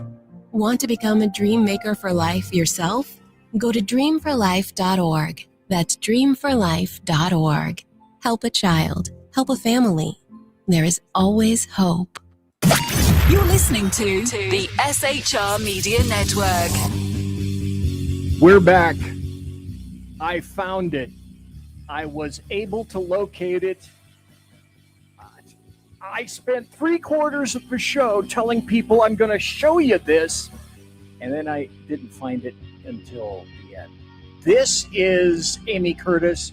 She's a machine. She bombs out articles here at townhall.com. That's where you can find her right here. Amy Curtis, the machine. Look at all this. Look at all that. Look at all this. Look at all this. Go ahead. Go ahead. It's so much fun. Honestly, I have so much fun doing what I do. It almost doesn't feel like work. But don't tell my bosses I said that. This. I heard you say in the green room before you came in here, and I don't want to mention it, but you said specifically, don't tell Town Hall I'm having such a great time that I do this for free. Yeah, no, my kids need to eat. My kids need to eat, and I've got to pay for senior portraits because I totally dropped the ball on that and forgot to do that earlier this summer. Oh my God. Senior portraits. All right, let's see. That's for my second kid. I already did it 2 years ago now for my son, so my eldest. Okay, I don't want to even think about what it would be because let's see, I graduated high school in 1968. Don't tell anybody. And I remember even then in high school, the packages, you'd get them all in a box and whatnot. The packages were I don't know, close to, depending on what you got, of course, close to $100, which in 1968 dollars was heresy. Heresy, I tell you. And so what kind of numbers are you looking at today, for God's sake? It's not going to be too bad. I reached out to the photographer who did my eldest's senior pictures, and I'm like, I dropped the ball. Do you have time this summer? Probably doesn't. If not, plan B is just to go to JCPenney's, because my son he doesn't want to do this. I'm making him do this. So I looked on their website, and like for the package, I would get probably $200, which isn't terrible. Okay. All right. That's not but this requires him to dress in a shirt and tie and shave. He hasn't shaved at all this. The school, the boys are required to keep short hair and shave every day. Icky. And just present, a clean shaven, respectable look. It's part of the school dress code. And I love it. The school has been amazing for them. But right now he's looking a little shaggy over the summer. So I think that's tentatively the appointment at JCPenney is August 15th, something like that. I will make it work. I always make it work, even when I'm way behind schedule. You guys actually have a JCPenney in your town? We do. We have, I think there's only one, and it's at the mall not too far from me. Wow. That kind of dates. All right. Now, I said before the break that we've been talking to Amy Curtis all night, the entire show. This is her book. And if you're interested what this is about, well, first, Amy Curtis, give a kind of an encapsulation, if you would, about the book Gaslight. Yeah, and don't be intimidated by the size. I know it looks like a textbook, but I designed it to be very easily readable. It is. I cover many topics. My overall goal for the book was to talk about all the ways the Democratic Party talks about, we care about women, we care about minorities, we care about your rights, and debunk that argument with all the things that they did. So every chapter is focused on like fact checking. And then there's a chapter on women. There's a chapter on children where I talk about COVID and trans kids and all the things that they're doing to children. So I broke it down. So you don't have to read the whole thing, because it's not necessarily a through narrative. It's just short little chapters on this is what the left has done. This is why they cannot win. And I revised it and added things many times while I was writing the book. And then I got to a point where I said, I have to stop. I have to have this hard, I'm not adding anything after this date. And I think that was like September 1st of last year. And then, as we all know, Charlie Kirk was assassinated. Yeah. I ended up adding that chapter on Charlie Kirk because you had to. Just how important that was and how illuminating the left's reaction to this assassination was. But then I stopped. But I could easily write another book that size with everything that has happened since then, because there has been so much going on. And a lot of it was inspired by my work at Town Hall to a certain extent, but I only started at Town Hall last September. A lot of it was from my work at Twitchy, because I would write these stories and publish them, and then started noticing patterns, started making connections. And really, I think I started that book last April, and I finished it like October, and then published it in November on Amazon. So it really was like boom, boom, boom, boom, boom. It was very, very easy for me to write it. Even if it ended up being longer than I thought it would be. It was just, it flowed.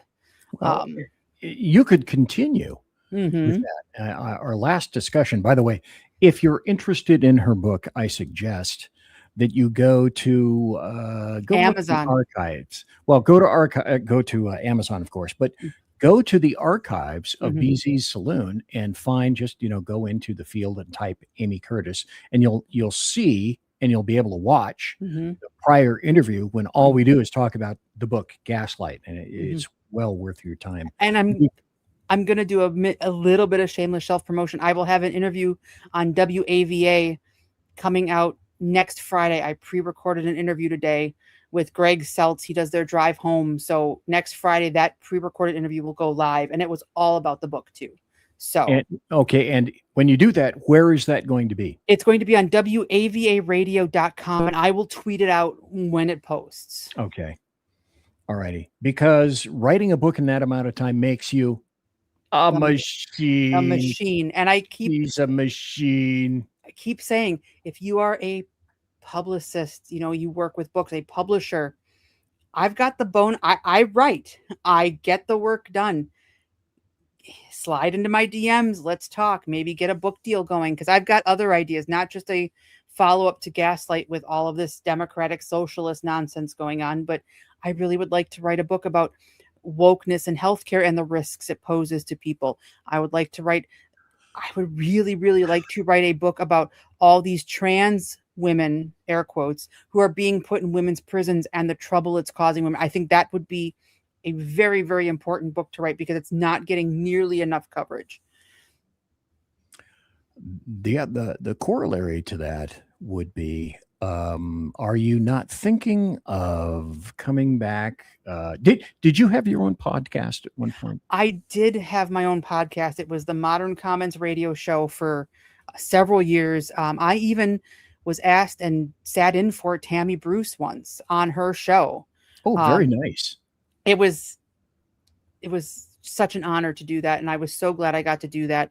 But yeah, I'm toying with the idea of coming back and doing podcasting. I've got an invite for another podcast that I'm going to be on sometime in the near future. I've got a standing invite for another one that he said will take some time, because he kind of books out way in advance. But I love this. I love being on podcasts. I love talking, especially about politics. Really would like to also do a lot more on pop culture. I think we being conservatives need to do more of that and need to spend more time talking about pop culture, because we don't. And politics is downstream of all of that. And if we don't have our hands in arts and education and entertainment, we lose that influence, and it shows a lot. The other thing I want to mention is, let's start here. What other places, let's go back to Egypt just for a moment. Mm-hmm. You opened one door that I don't know if I'm going to have the time to be able to go through with regard to health. Mm-hmm. And COVID, Wuhan 19, for example, because I had a ton of stuff up here to go into. Yeah. But go, if you will, to some of the other places. Where else did you go? What else did you see? Were there any interesting cultural revelations that you encountered while you were doing seeing some of the other sites in Egypt? What's some of the cool stuff that you saw also? I absolutely think my favorite thing was the Citadel, and I believe it's pronounced Qaitbay, Qaitbay.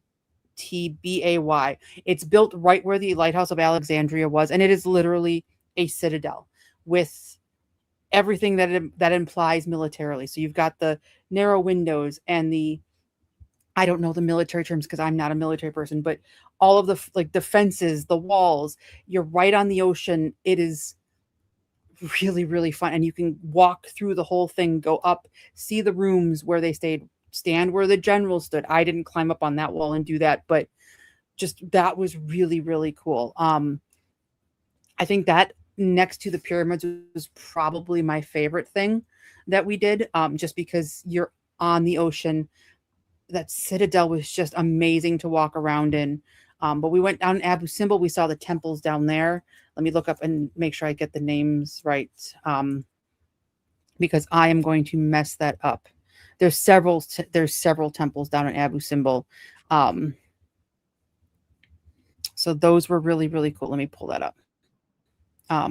Yeah, there's a great temple down there, and is it Ramses II, and there's 4 of him, giant sculptures sitting outside this temple before you walk in. And inside, the hieroglyphs on the walls are either carved in. A lot of places they were painted, and the colors are still there. They're not as vivid as they were. Yeah, wow, okay. 4,000 years ago. But on a lot of the temples on the ceiling, they painted the ceilings dark blue and then put white stars to represent the night sky. A lot of like that sort of work. They tell the story. Like, you can tell who the slaves are because they're the ones in the hieroglyphs that are chained. You can tell who enemies were in war, because they're the ones you can watch them get captured and beheaded, and the hieroglyphs all tell a story. So that was really, really cool. But like I said, the Citadel was probably my favorite. Then the temple, not the Citadel, then the temples in Abu Simbel. The ones that we went to where the terrorist attack was, I am going to butcher this name, so let me have Google help me tell me what it is. That was it was in Luxor, the Temple of Hatshepsut. And there was also a shooting at the museum in Cairo at that same time. They were both in September, but that was the big one was at Luxor. It was the Temple of Hatshepsut, which was a really cool temple. You walk up this long ramp to this temple. She was the first female pharaoh in what they consider the first female pharaoh in Egypt. Are the Egyptians really sensitive or aware, at least, of how significant making sure that they keep their history is to them? Mm-hmm.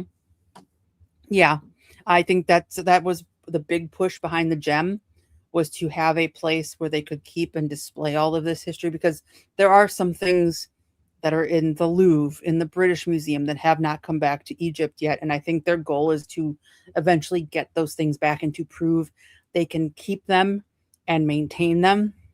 Because I'm of two minds of an issue like that. Because there was a lot of that in Greece too, where some of the ancient sculptures and that were in other museums. And it's a point of contention where Greece wants them back, and the museums are saying you can't preserve this, so we're not giving it back. And I'm, on one hand, these things belong to the cultures that they came from. They belong to Greece. They belong to Egypt. But on the other hand, these are historical artifacts. And like we see with Islamic terrorists in other countries, they destroy those things. They've destroyed statues of Buddha. They've destroyed other artifacts because it violates their religious beliefs. And I don't want to see that happen to these things in Egypt, to these things in Greece. So I understand why the Louvre and the British Museum don't want to let them go. But so the security around all of those things is resultingly good. I think it is. I everybody who was touring was very, very respectful.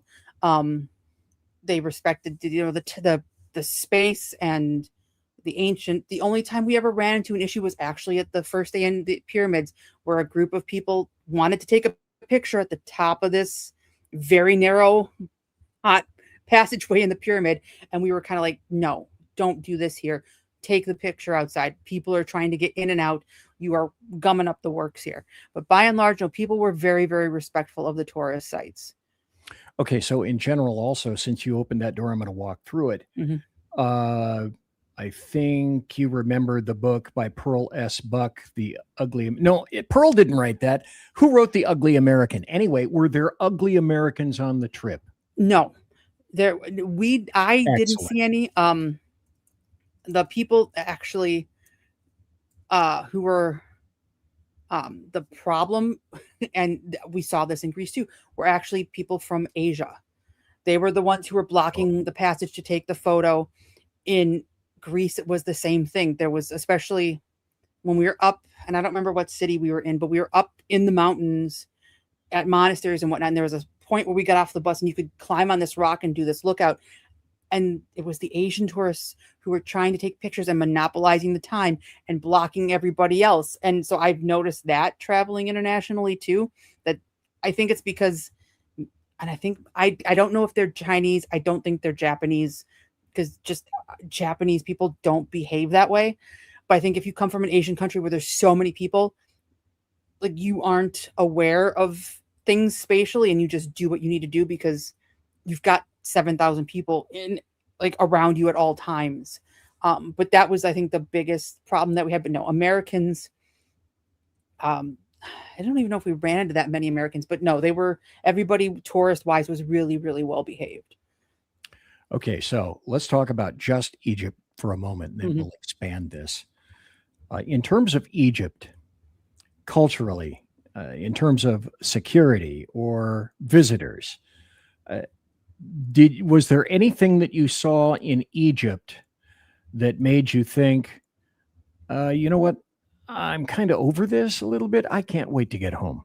Or was it the experience kind of trumped everything? I'm here for the experience, and I got a good soaking of that experience. No, I think it's definitely the latter, where I got a good experience and I'm here for the experience. Like I said, with whatever the bug I had was, there were a couple days that I missed. One of them was a day where they went to the military museum and the mosques.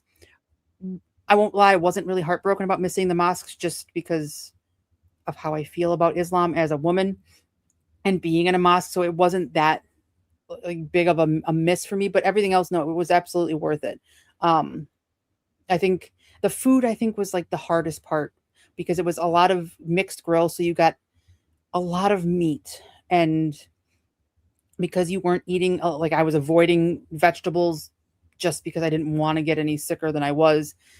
After a while, it's like you can only eat so much lamb before you're like, I don't want to see lamb again for the rest of my life, kind of thing. I think that was like the biggest thing, the difference in the food and really having to police what you ate so you weren't sick. And it didn't even work for me anyway, because I drank coffee, and that's, I think that's what got me. We'll never know for sure. So besides Egypt, and I never asked you this before, in terms of being a world traveler, what other countries have you gone to? I've only gone to 2 so far, Greece and then Egypt. Greece was last year and then Egypt this year, and don't know what will be next year, but I definitely plan on doing that. Internationally, like I've traveled, like the furthest I've traveled in the States is Hawaii, which is kind of like half and half, because I don't know, have you been to Hawaii? Yeah, but it was only in the mid 90s. I haven't been back since. Okay, because I felt like I knew we were in America, but I also felt like we were in a Southeast Asian country. Like it didn't feel like traveling in America. And it wasn't, I'm not saying that as a bad thing. I'm just saying it was very different American state. And we were just on the Big Island. We never left the Big Island. We did everything there. Lovely time. The weather was perfect. The ocean was terrifying. Beautiful to look at, but terrifying to like get in, especially at the beach. It wasn't so bad. I think the second or third day we were there, I made us get up at like 6 a.m. and we went out into like 2 miles off the coast, and we actually swam with the dolphins, wild dolphins. Oh, that'd be cool. That was my favorite thing that we did in Hawaii.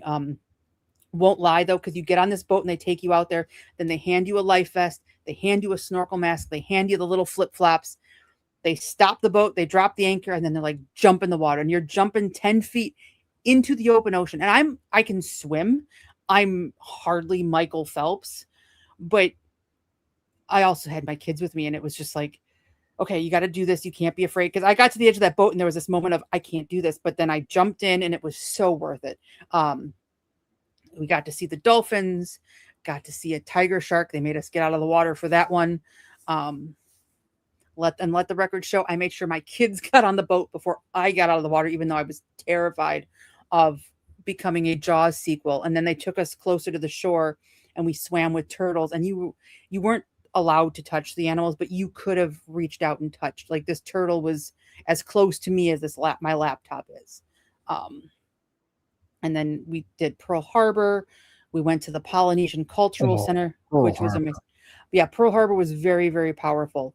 I can tell you this: if you go to Pearl Harbor and you don't shed tears, I don't mind saying you're not an American. Yeah, no, it was very, very emotional. I shed tears just being there, and then because my dad was in the Navy, and he always wanted to go, and we never had the money for him to travel to Hawaii when I was growing up. And the one year he got to go for a work thing was the year when Clinton was president, and everything was shut down. So he couldn't go to Pearl Harbor because the government was shut down. So it was closed, and it broke his heart, and he always wanted to go. And what we had done was, and it was a pain in the butt, we had packed his flag from his funeral, well, his memorial service, because we couldn't have a funeral for him because he died during COVID. And we took it with us, and we were going to take it with us into Pearl Harbor and put it at the Arizona Memorial and say, you know, Dad made it to Hawaii or made it to Pearl Harbor. They wouldn't let us bring the flag in because they had a blanket ban on flags, banners, signs. Can I put your father on Absolutely. Absolutely.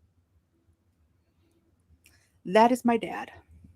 Served his country, Mm-hmm. and his country didn't allow you to give him respect, if I'm not mistaken.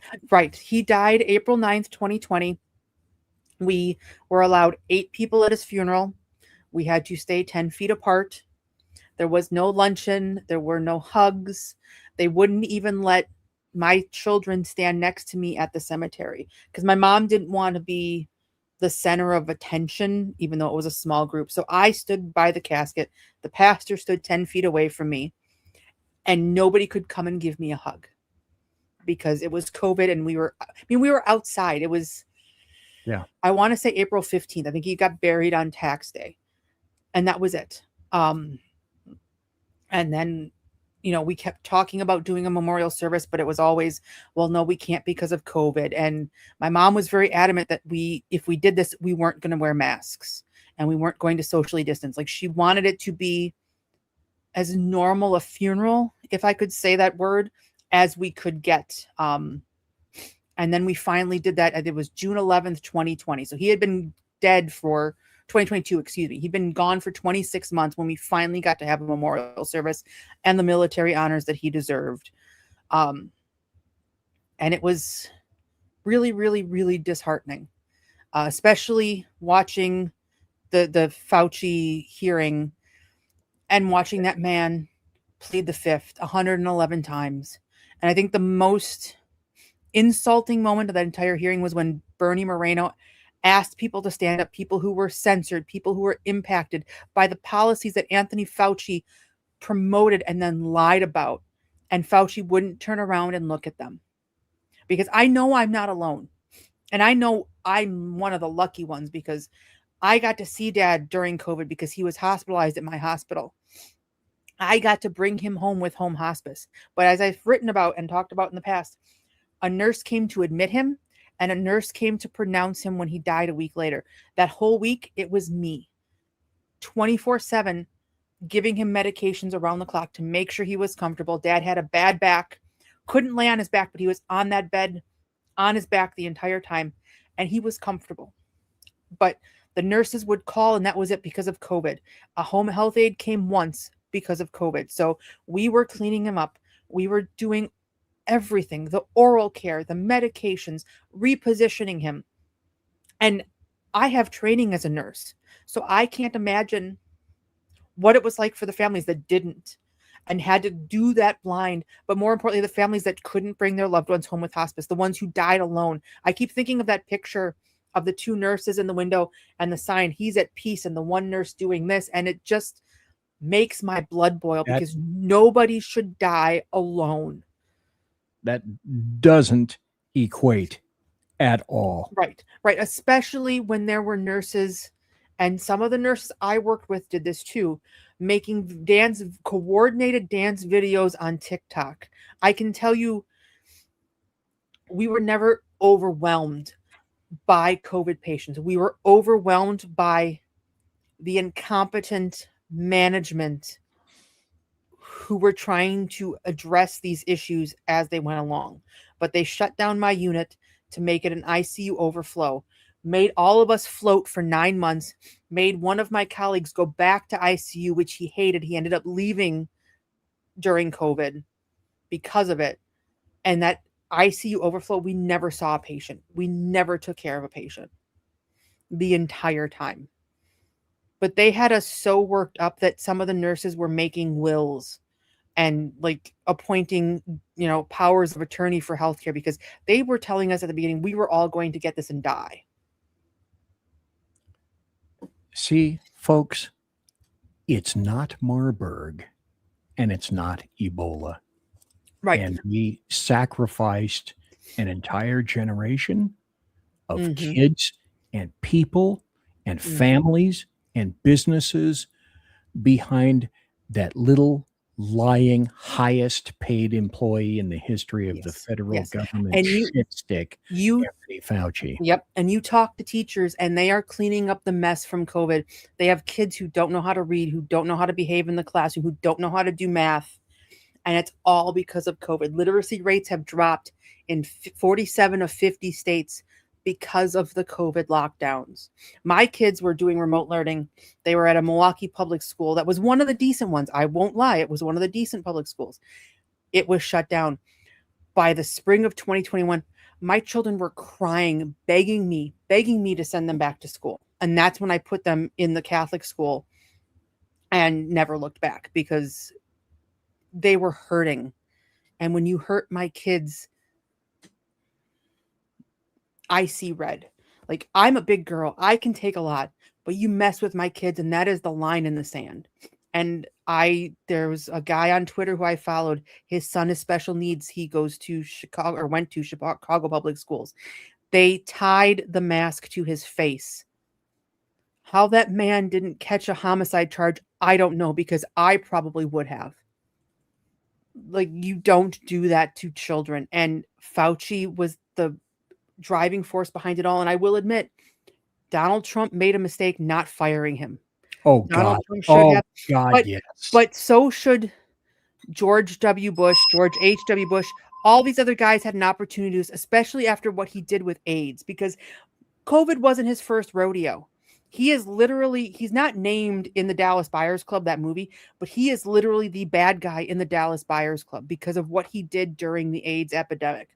And one of the Bushes gave him a medal too. It is a slap in the face to all of us. And I'm hopeful. I shouldn't say I'm hopeful.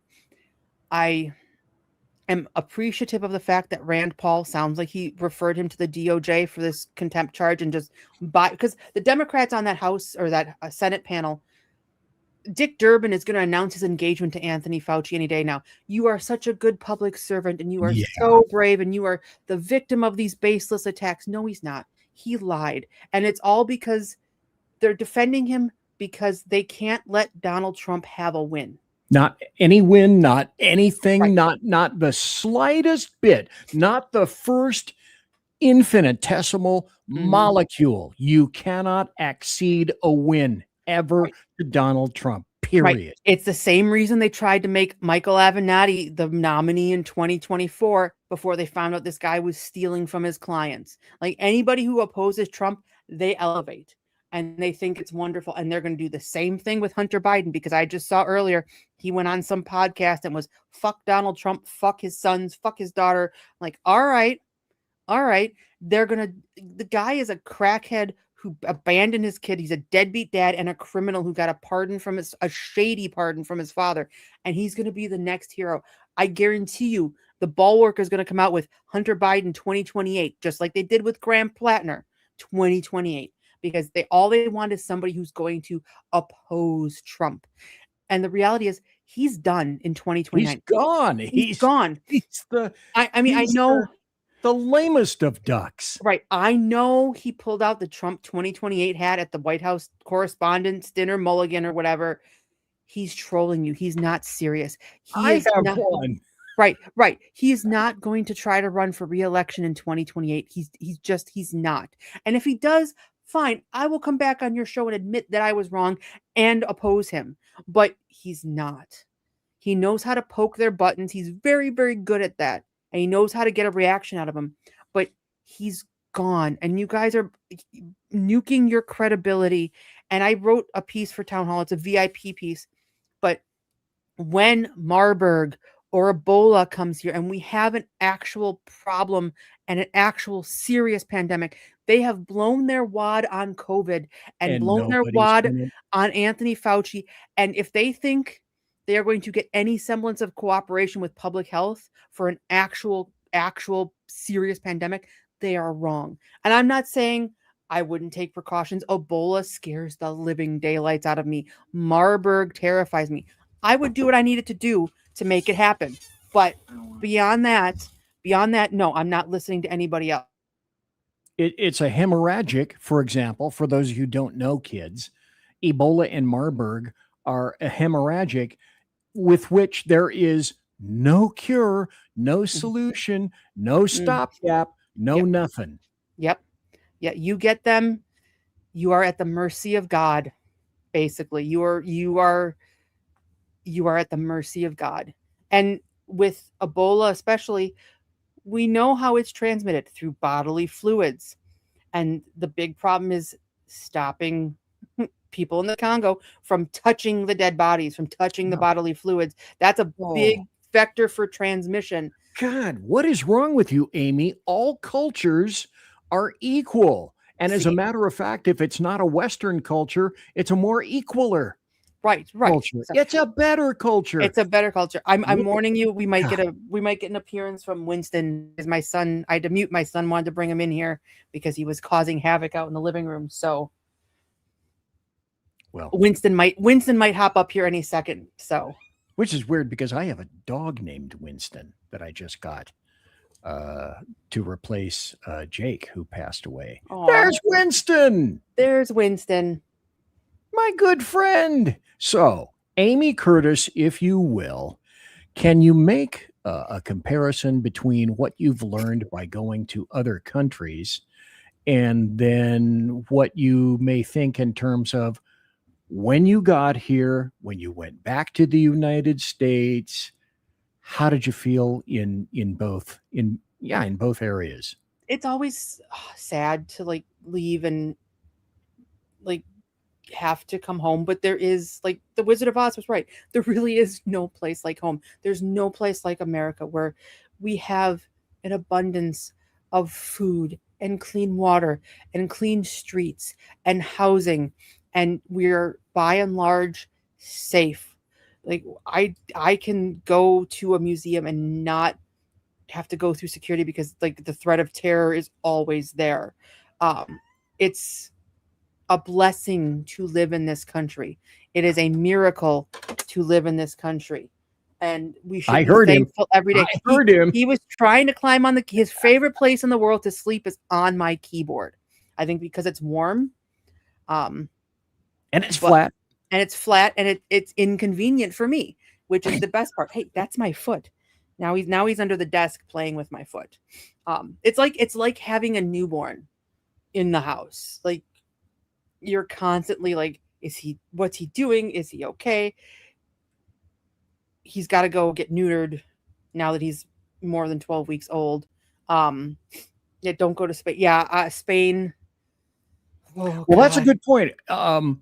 You appreciate America. Mm-hmm. You've seen some other places. Where do you think next?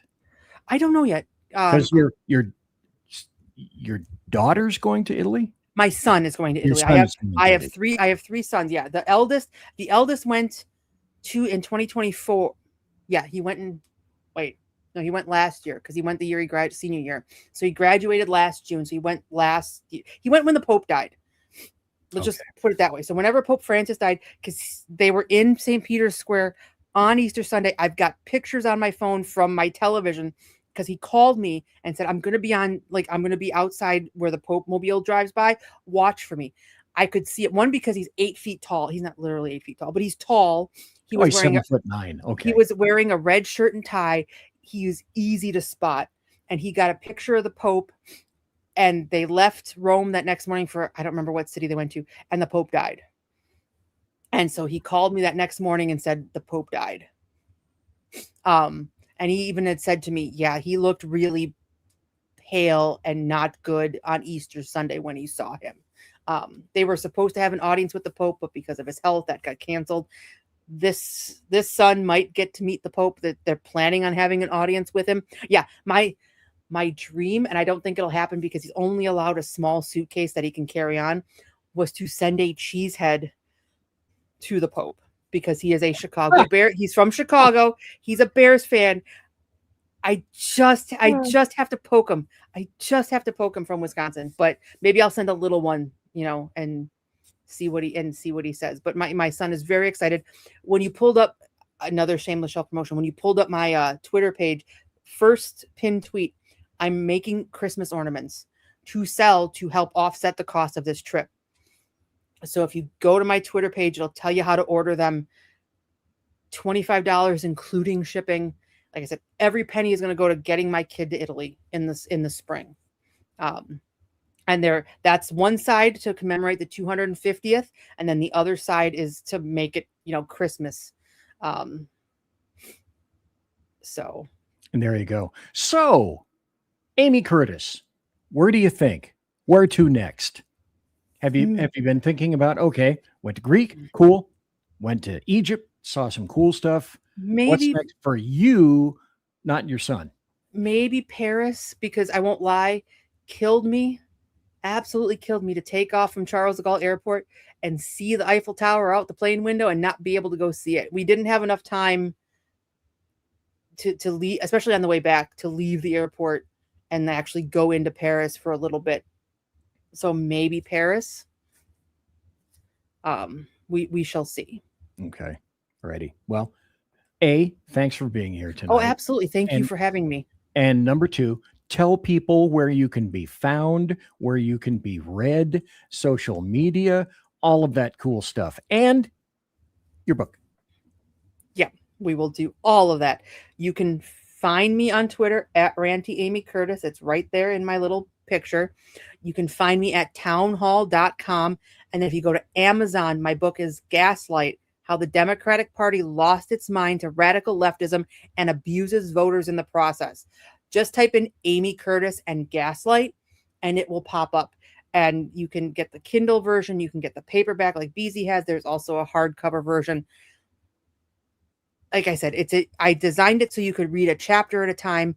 And my goal with this was to show people, don't look at what the Democrats say. Look at what they do and look at who they are, especially as we head into these midterms.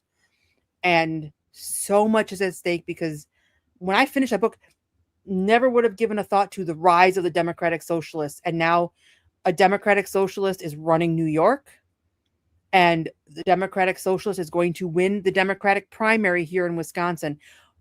Probably, please, going to lose the general election because she's just so unhinged, but they're not going to stop. I had all sorts of things to talk with her about.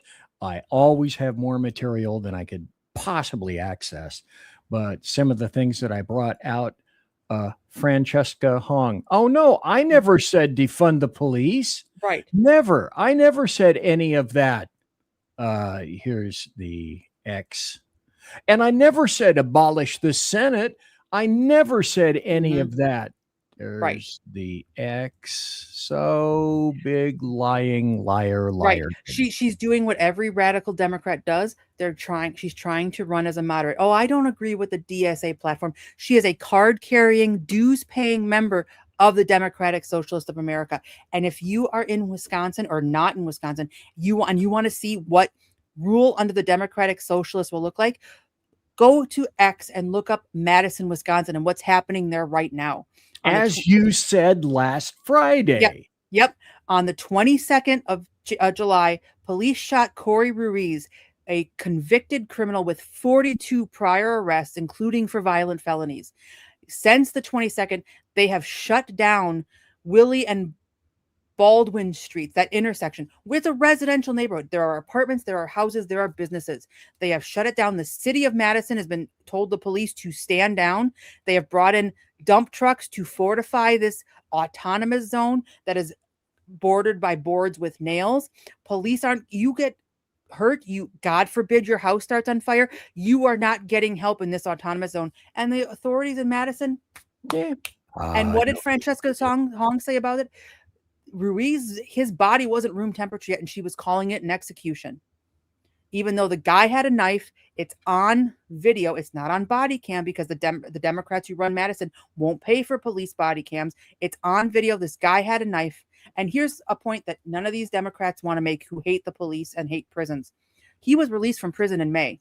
He is not following his bail conditions. He should have been back in prison. And if he was in prison where he belongs, he would still be alive. He'd be alive today. Mm-hmm. What a weird ass concept. I want to remind people one thing before we go. Democrat socialists, they're not socialists. They are communists. This is what you get from communism. Just like Islam, just like Muslims. Demography is prophecy. When the numbers favor them, everything will change. Communists, when the numbers favor them, everything will change. Here's Hassan Piker wearing his good Chairman Mao jacket. As I said before, they're not socialists, they're communists. And they admit it. Go look at their platform, kids. And be terrified. Oh, God, yes. And why? Why? Because we can't be bothered to vote. Amy Curtis, thanks for being here tonight. I might have the luxury and the pleasure of speaking with you tomorrow afternoon on KLRN with Brad Slager and Rick Robinson, if we can all get a big KLRN group hug and we can be there and talk about all sorts of other things. I am planning on being there, so I will talk to you tomorrow. All right, cool. Amy Curtis, thanks so kindly. Appreciate it very much. Thank you. And have a good night, everybody. Thanks. And that's it for me, folks. And with that, I say something similar as I usually do at this time of night.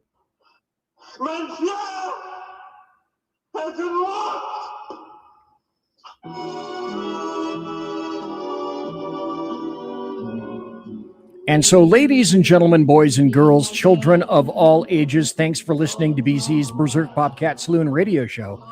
Live and direct right here on Rumble, on the SHR Media YouTube channel, on X, on Twitch, and the munificently and euphonious and grandiose KLRN, and tons of other bulbous podcast locales. Promotional consideration, hey, would it be the Lockheed Martin Skunk Works? Would it be Shure and Electro Voice microphones? Would it be Arrakis mixers, who manufacture my mixer? Would it be Pratt & Whitney Engine, the Pratt & Whitney Engine Company, manufacturing dependable engines yielding thrust you can trust? And a final thanks to my personal KC-135 Kettle One refueling team, with whom I shall be consorting in less than 10 minutes. So I want to thank Amy Curtis for her presence here and her insight into travels hither and yon. Thanks to you for watching live. Thanks to everybody in podcast. Have a great weekend. I'll be back Tuesday night. Everybody, God bless. Take care. Be safe. Not kidding. Everybody quiet down now and get some sleep. Good night, everybody. Good night, Mama.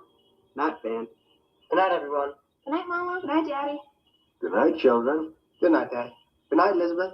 Good night, John Boy. Good night, Tim Bob. Good night, Tim Bob.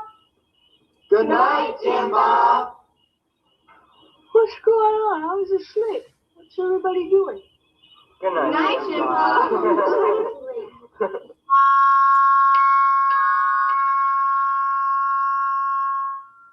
Good night, and good luck. By the way, everyone, remember,